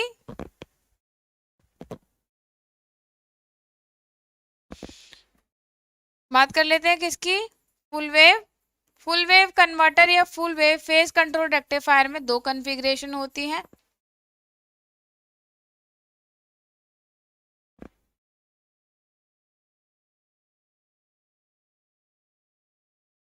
इसमें सबसे पहले सेंटर टैप वाली देख लेते हैं। सेंटर टैप में हम एक क्या करते हैं, स्टेप डाउन ट्रांसफार्मर का यूज करते हैं। ऐसे स्टेप डाउन ट्रांसफार्मर लगाया है, इसके सेंटर में ऐसे लोड को क्या कर दिया हमने, कॉमनली कनेक्ट कर दिया है। और यहाँ एक थ्रिस्टर लगाया कुछ इस तरीके से, और यहाँ भी एक थ्रिस्टर लगाया कुछ इस तरीके से। यानी अब हम कह रहे हैं पेयर ऑफ थ्रिस्टर लगाए हैं। यहाँ भी ये थ्रिस्टर ही था, तो ये TH1 और ये TH2, और ये हमारा यहाँ पे हमने इसको दिया है इनपुट सप्लाई, यानी सिंगल फेज AC सप्लाई इसको प्रदान की है। तो ये हमारा हो गया सेंटर टैप्ड कॉन्फ़िगरेशन। इसमें हमने क्या किया है, जो दोनों थ्रस्टर के बीच लोड को इस तरीके से लगाया कि चाहे TH1 काम करे चाहे TH2 काम करे, दोनों ही कंडीशन में लोड में करंट का फ्लो होगा। और वेव फॉर्म कैसी हो जाएंगी वो भी देख लेते हैं। वेव फॉर्म हमारी कुछ ऐसी होंगी, ये हमारी इनपुट वेव फॉर्म VI, इसके रेस्पेक्टिवली हमें क्या खींचना है, आउटपुट खींचना है। तो जब ये हम दिखा रहे हैं V0, तो जैसे ही पहली साइकिल आएगी पॉजिटिव साइकिल TH1 कंडक्ट करेगा, और TH1 की वजह से हमें आउटपुट पे पल्स मिलनी शुरू होगी। जैसी नेगेटिव पल्स आएगी तब कौन कंडक्ट करेगा, TH2। जैसे ही फायरिंग एंगल की डिले होगी तो हमें आउटपुट पे पल्स मिलने लग जाएगी। फिर से TH1 कंडक्ट करेगा, फिर से TH2 कंडक्ट करेगा। तो बारी बारी पहले TH1 फिर TH2 फिर TH1 फिर TH2, इस तरीके से हमें आउटपुट पे पल्स मिलनी शुरू हो जाएगी। फुल वेव में एक और कॉन्फ़िगरेशन जो हमारी आती है वो है ब्रिज कॉन्फ़िगरेशन, जो कि बहुत ज़्यादा यूज़ की जाती है। इसमें हम 4 डिवाइसेस का यूज़ करते हैं। अगर चारों की चारों डिवाइस आपकी थ्रिस्टर है,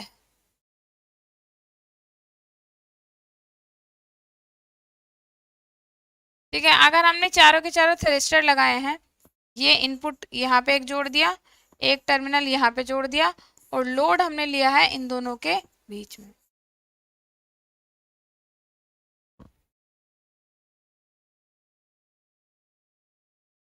इनपुट सप्लाई, अगर चारों के चारों अपने थ्रेशर लगाए हैं TH1 TH2 TH3 TH4, यानी अगर आपने अपर और लोअर दोनों में ही क्या लगाए हैं, थ्रेस्टर लगाए हैं,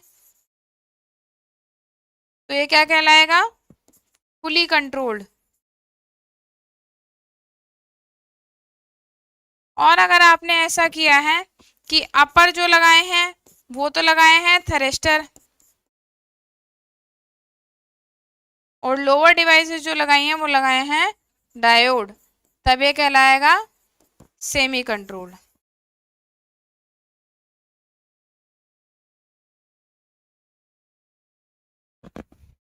ठीक है, तो ये हमारे सिंगल फेज कन्वर्टर हो गए। 3 फेज कन्वर्टर की बात कर लेते हैं। 3 फेज कन्वर्टर क्या होते हैं, 3 फेज कन्वर्टर हमारे ऐसे कन्वर्टर होते हैं जिनकी वजह से आप 3 फेज AC सप्लाई को किस में कन्वर्ट करते हो, DC में।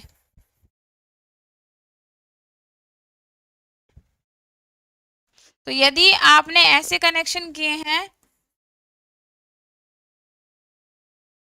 1 2 3, यानी ये वाला थ्रिस्टर THR THY और THB, ये 3 थ्रिस्टर आपने ऐसे लगाए हैं, ठीक है, और यहाँ पे हमने लोड लगा दिया, और ये हमारी हो गई 3 फेज AC सप्लाई। तो आपने 3 थ्रिस्टर कुछ इस तरीके से लगाए हैं कि जब पॉजिटिव साइकिल आएगी तब ही ये थ्रिस्टर काम करेंगे, नेगेटिव पे काम नहीं करेंगे। यानी जब ये पोलैरिटी पॉजिटिव या नेगेटिव तभी ये काम करेंगे। विपरीत पोलैरिटी होने पर यानी नेगेटिव पोलैरिटी होने पर, ये कह लीजिए नेगेटिव साइकिल आने पर ये कंडक्ट नहीं करेंगे, तभी हमारा कहलाएगा कैसा, हाफ वेव। तब ये कौन सा हो गया, 3 फेज हाफ वेव कन्वर्टर।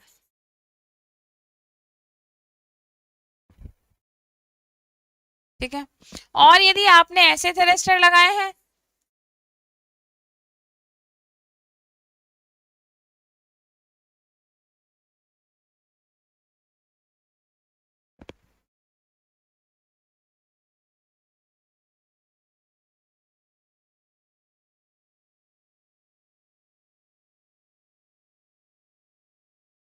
आपने ऐसे लगाए हैं, ये THR, ये THR डैश, ये THY, ये THY डैश, ये THB और ये THB डैश। तो इनके वो भी बना देते हैं गेट टर्मिनल। इस तरीके से आपने लगाए हैं और इनको आपने क्या दी है, 3 फेज सप्लाई दी है। तो ये क्या हो गया हमारा, 3 फेज AC सप्लाई। और ये सभी जो थ्रस्टर हैं एक ही कॉमन लोड को फीड कर रहे हैं कुछ इस तरीके से। यहाँ हमने एक 3 फेज लोड बना दिया। तो ये हमारा बन गया 3 phase full wave fully controlled. Fully controlled क्यों कहा, इसमें सारे के सारे क्या लगे हैं, थ्रस्टर। अगर मैं वही कर दूं, ऊपर वाले थ्रस्टर लगा दूं, नीचे वाले डायोड लगा दूं, तो ये हो जाएगा सेमी कंट्रोल। ठीक है, तो ये हो गया हमारा 3 phase full wave fully controlled converter. और अगर ऊपर के थ्रस्टर बना दे THR, THY, THB और नीचे D1, D2, D3 डायोड लगा दे, तो ये बन जाएगा 3 phase full wave half control. Clear. Waveform की बात कर लेते हैं, वेवफॉर्म कैसी आएगी। तो वेवफॉर्म इसमें 6 पल्स आती है। आउटपुट वेवफॉर्म जो होती है वो ऐसे मिलती है, 3 पॉजिटिव साइकिल के लिए और 3 हमारी नेगेटिव साइकिल के लिए। तो पूरी साइकिल में, फुल साइकिल में हमें कितनी पल्स प्राप्त होती हैं, 6 पल्स। तो ये हो गया हमारा 3 फेज कन्वर्टर।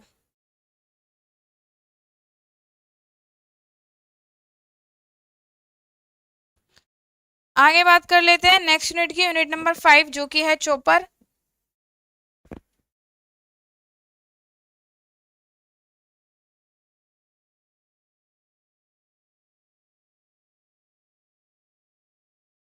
चॉपर हालांकि AC और DC दोनों प्रकार का हो सकता है। चॉपर एक ऐसा सर्किट होता है जो कि पावर इलेक्ट्रॉनिक्स के कंपोनेंट द्वारा बनाया जा सकता है, यानी इसको आप IGBT, MOSFET या फिर आप थेरेस्टर की मदद से बना सकते हो। बट मोस्टली MOSFET या IGBT को ज़्यादा प्रेफर किया जाता है due to high operational speed. Chopper जो होता है इसकी मदद से आप फिक्स वोल्टेज को वेरिएबल वोल्टेज में चेंज कर सकते हैं। अगर आप इसे AC सप्लाई पे यूज़ करें तभी AC चॉपर, और DC पे यूज़ करें तो DC चॉपर। आप बात करते हैं AC चॉपर की, तो AC चॉपर प्रैक्टिकली यूज नहीं होता क्योंकि हम ट्रांसफार्मर की मदद से AC को easily step up step down कर सकते हैं। बट जब बात करते हैं DC चॉपर की, तो प्रैक्टिकली ये सबसे ज्यादा यूज किया जाता है। DC चॉपर जो होता है हमारा 2 प्रकार का हो सकता है। DC चॉपर 2 प्रकार का हो सकता है, step up and step down. Step down DC chopper and step up DC chopper. यानी ऐसा चॉपर जिसकी मदद से आप वोल्टेज की वैल्यू को बढ़ा सकते हैं वो कहलाता है हमारा स्टेप अप चॉपर, और ऐसा चॉपर जिसकी मदद से आप वोल्टेज की वैल्यू को घटा सकते हैं वो हमारा कहलाता है स्टेप डाउन DC चॉपर। तो वैरायटी ऑफ एप्लीकेशंस में बहुत सारे प्रैक्टिकल एप्लीकेशंस हैं जिनमें हम चॉपर का यूज करके DC वोल्टेज को बढ़ाते हैं और घटाते हैं। जब बेसिक चॉपर की बात करते हैं तो हम कैसे सर्किट बनाते हैं, हम कोई भी एक डिवाइस लगा के, मैं इसे डैश डैश बॉक्स से बना देती हूँ। ये कोई भी हमारी स्विचिंग डिवाइस हो सकती है क्योंकि मैंने कहा चॉपर सर्किट में हम बहुत सारे डिवाइसेस का यूज कर सकते हैं। ठीक है, और यहाँ हमारा कोई भी 3 फेज लोड हो सकता है। जैसे मान लीजिए मैंने कोई 3 फेज मोटर बना दी, ठीक है, और ये प्रोटेक्शन के लिए इसमें अक्सर डायोड लगाया जाता है। तो जो भी इसमें ये डिवाइस है इस तरीके से आप इसे बनाएं तो ज़्यादा बेहतर है। ठीक है, ये इनपुट हो गई।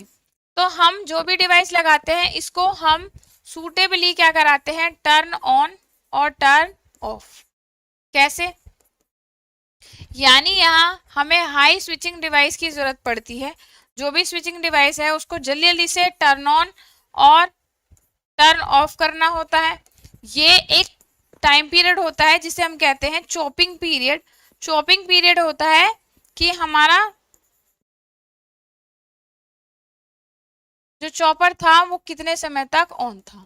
तो T on upon T on plus T of time period जो होता है ये हमारा चॉपिंग पीरियड डेल कहलाता है।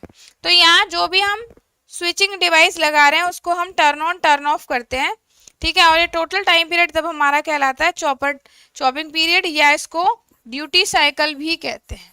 तो ये छोटी छोटी डेफिनेशन है जो एग्जाम में आपसे पूछी जा सकती है। ड्यूटी साइकिल क्या है?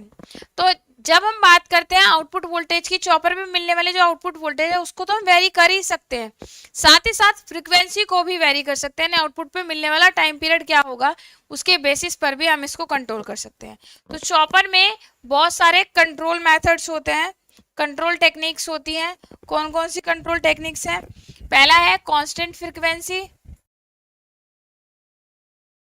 यानी हम क्या करें, फ्रीक्वेंसी के मान को तो नियत रखें लेकिन टाइम पीरियड को चेंज कर दें। हम जानते हैं टी इज इक्वल्स टू क्या होता है, 1/f।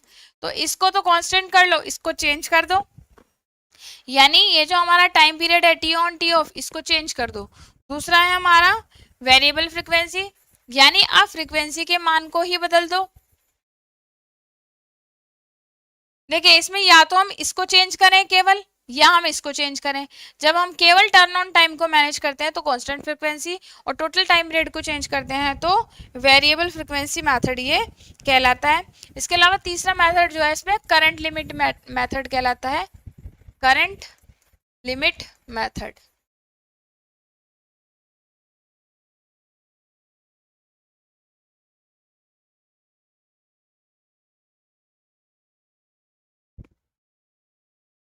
तो इसमें हम मैक्सिमम और मिनिमम करंट सेट कर देते हैं कि इतनी मिनिमम करंट होने पर, करंट लिमिट का मतलब है मिनिमम करंट, और मैक्सिमम करंट की वैल्यू डिसाइड कर देते हैं कि अगर इससे करंट कम हो जाएगी तो चॉपर अपने आप ऑफ हो जाएगा, और मैक्सिमम करंट होगी तो भी चॉपर अपने आप ऑफ हो जाएगा। तो मिनिमम करंट का मतलब है कि मिनिमम करंट का मतलब है कि इतनी मिनिमम करंट मिलने पर ही चॉपर ऑन होगा, और मैक्सिमम करंट कि इतनी मैक्सिमम करंट ही चॉपर बेयर कर पाएगा।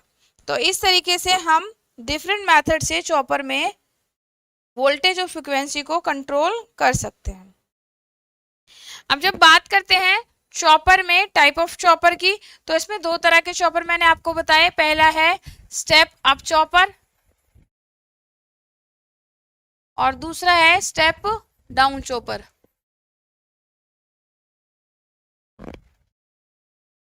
तो जब हम क्या करते हैं, ऐसा करें कि आउटपुट पे मिलने वाली वोल्टेज कम हो जाए तब हम इसे कहेंगे स्टेप डाउन, और जब आउटपुट में मिलने वाली वोल्टेज बहुत ज्यादा मिले तो हम इसे कहेंगे स्टेप अप चॉपर।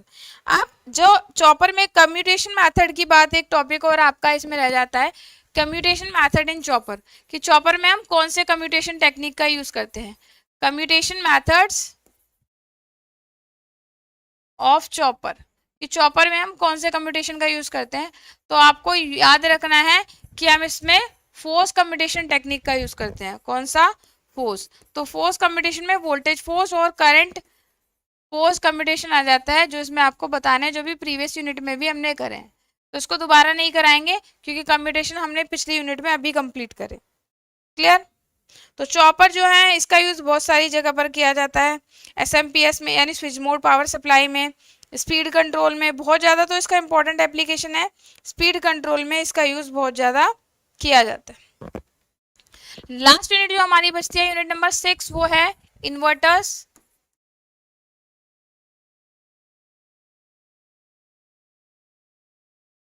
इन्वर्टर्स क्या होते हैं?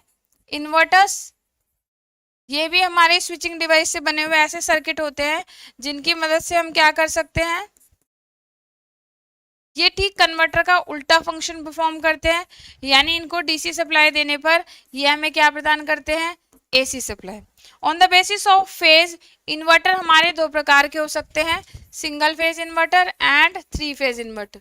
यानी ऐसे इन्वर्टर जिनको हम डीसी सप्लाई देने पर जो हमें सिंगल फेज आउटपुट दे वो हमारे सिंगल फेज इन्वर्टर, और ऐसे इन्वर्टर जिनको डीसी देने पर ये 3 फेज की एसी प्रदान करे ये हमारे 3 फेज इन्वर्टर कहलाते हैं।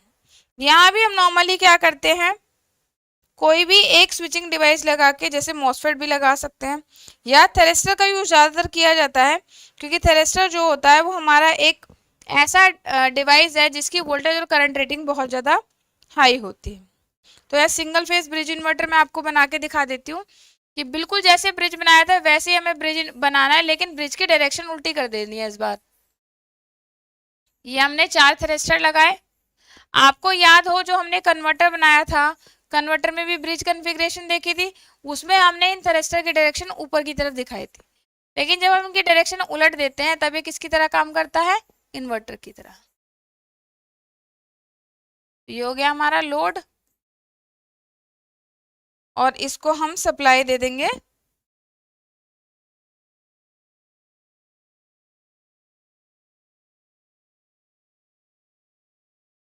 इसमें कुछ लोड हमें ऐसे बनाना पड़ेगा जो कॉमन आए बीच में यहाँ पर, ठीक है। और सप्लाई देंगे इसको कुछ इधर से,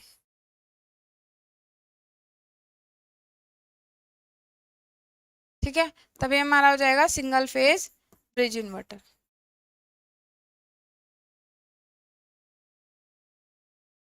तो इन्वर्टर देखा जाए तो बिल्कुल ऐसे ही काम करता है जैसे हमारे कन्वर्टर काम करते हैं। इसमें क्या करते हैं हम, इसको जब हम फिक्स्ड डीसी सप्लाई देते हैं कुछ इस तरीके से, वी इन ऐसी होगी हमारी। आउटपुट की जब बात करते हैं तो हम क्या करते हैं, कुछ समय तक डिवाइस को क्या रखते हैं, ऑन, फिर कुछ समय तक इसे क्या कर देते हैं, ऑफ। उसी समय एक दूसरा थ्रस्टर जो है उसे ट्रिगर करेंगे और वो ऐसे कंडक्ट करेगा कि लोड में करंट की डायरेक्शन बदल जाए, यानी ये भी दूसरा ऑन होगा, फिर ये ऑन, फिर ये ऑफ, फिर इसको ऑन, फिर ऑफ। तो इस तरीके से हम क्या करते हैं, बार बार डिवाइसेस को टर्न ऑन टर्न ऑफ करते हैं। तो हम देख रहे हैं हमें पॉजिटिव साइकिल मिली, फिर नेगेटिव साइकिल मिली, फिर पॉजिटिव और फिर नेगेटिव। तो इस तरीके से आउटपुट पे मिलने वाली जो हमारी देख रहे हैं वो हालांकि तो स्क्वायर वेव है, लेकिन काफी हद तक इसकी प्रॉपर्टी जो है वो मिलती जुलती हमारी किससे है, एसी से। तो ये हो जाएगा हमारा सिंगल फेज इन्वर्टर। लास्ट हमारा बचता है इसमें three phase inverter. Three phase inverter में हम जब तीनों फेज हमें चाहिए हों तो हम थ्री फेज इन्वर्टर का यूज करते हैं। थ्री फेज इन्वर्टर हमारा दो मोड में काम कर सकता है। इसमें हर एक हमें फेज प्राप्त करने के लिए हमें तीन फेज चाहिए, कौन से, आर, वाई और बी। तो एक वेव फॉर्म तो चाहिए आर फेज के लिए, एक चाहिए वाई के लिए और एक बी के लिए। तो इसमें हम तीन फेज के लिए तीन ही वो बनाते हैं, जैसे तीन लेग जैसे आपको बताया था ऐसे ही हम तीन लेयर लगाएंगे।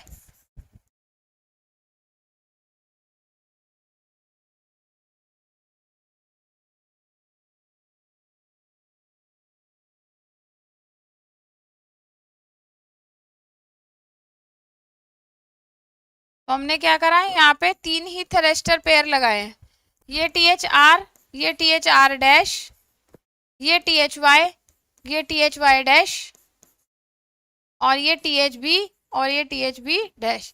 यहाँ पर आईजीबीटी या फिर मॉसफेट का यूज करके भी हम बना सकते हैं इसको। इसमें लोड को कुछ इस तरीके से कॉमन किया जाता है कि चाहे कोई भी थ्रस्टर पेयर कंडक्ट करे, आउटपुट पर लोड पर हमें वोल्टेज मिलती रहे। अगर हम इसके कंडक्शन की बात करते हैं कि किस तरीके से कंडक्ट करते हैं, तो इसके दो मोड हो सकते हैं। मोड्स ऑफ कंडक्शन जो है इसके दो हो सकते हैं, कौन से, 180 degree mode and 120 degree mode. 180 degree mode और 120 डिग्री मोड।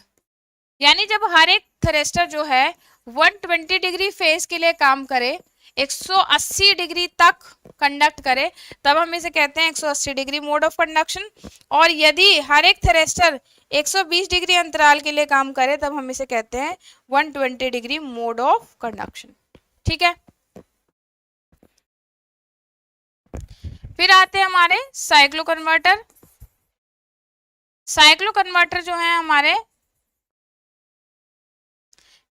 ऐसे कन्वर्टर होते हैं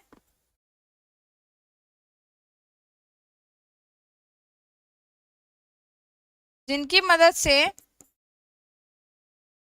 हम फिक्स्ड फ्रीक्वेंसी की एसी को वेरिएबल फ्रीक्वेंसी की एसी में चेंज कर सकते हैं।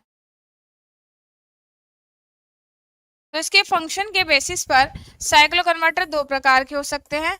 स्टेप अप साइक्लो कन्वर्टर जो कि फ्रीक्वेंसी की वैल्यू को बढ़ा दे, और दूसरे हो सकते हैं हमारे स्टेप डाउन साइक्लो कन्वर्टर।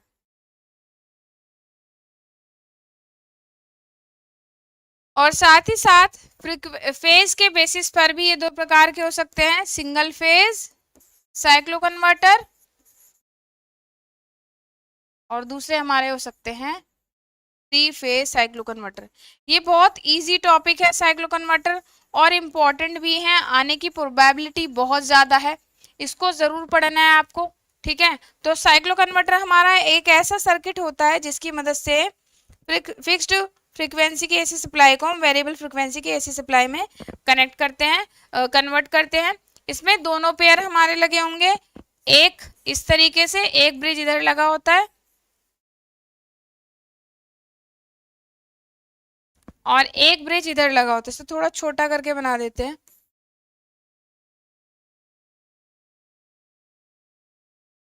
एक ब्रिज इधर हो गया और एक ब्रिज इधर बनाया जाता है, यानी एक कन्वर्टर ब्रिज होता है और एक इन्वर्टर ब्रिज होता है।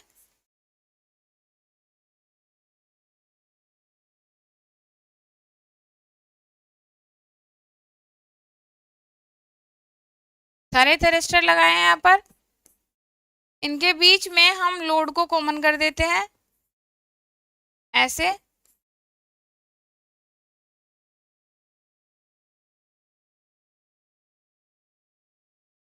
यहाँ से इसको इनपुट दी जाती है और यहाँ से आउटपुट ली जाती है। ठीक है, तो ये हमारा सिंगल फेज साइक्लो कन्वर्टर बनाया है। इसी तरीके से थ्री फेज भी बना सकते हैं। थ्री फेज में हम क्या करेंगे, हर एक फेज के लिए एक थ्रिस्टर पेयर, यानी एक आर के लिए, एक वाई के लिए, एक बी के लिए। तो इस तरीके से साइक्लो कन्वर्टर हमारे सिंगल फेज, थ्री फेज दोनों ही तरह के हो सकते हैं।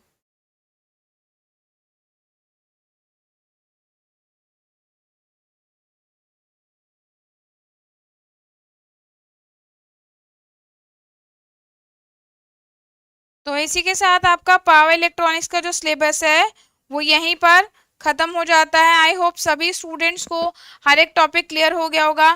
सिलेबस बहुत लेंथी है, पावर इलेक्ट्रॉनिक्स में बहुत कुछ है पढ़ने को, और इसलिए सब्जेक्ट गेनिंग भी है। 6 यूनिट है और 6 यूनिट में भर भर के टॉपिक डाले गए हैं। डिटेल में अगर आप टॉपिक को पढ़ना चाहते हैं तो आपको सारी क्लासेस हमारे एप्लीकेशन पर मिल जाएंगी। एमसीक्यूज आपको वहां मिलेंगे, इंपॉर्टेंट क्वेश्चन आपको मिलेंगे, नोट्स भी आपको मिल जाएंगे। ज़्यादा जानकारी के लिए, ज़्यादा इन्फॉर्मेशन के लिए आप टेलीग्राम चैनल पर भी जुड़ जाइए। टेलीग्राम पर आपको ये सारी पीडीएफ मिल जाएगी ताकि आप क्विकली रिवीजन इसका कर सकें, आप और अच्छे से चीज़ों को रिकॉल कर सकें, रिवाइज कर सकें। साथ ही साथ नोट्स भी आपको टेलीग्राम चैनल पर शॉर्ट नोट्स भेजे गए हैं, उसको भी आप पढ़ सकते हैं ताकि आपको अच्छे से चीज़ें समझ में आ जाए।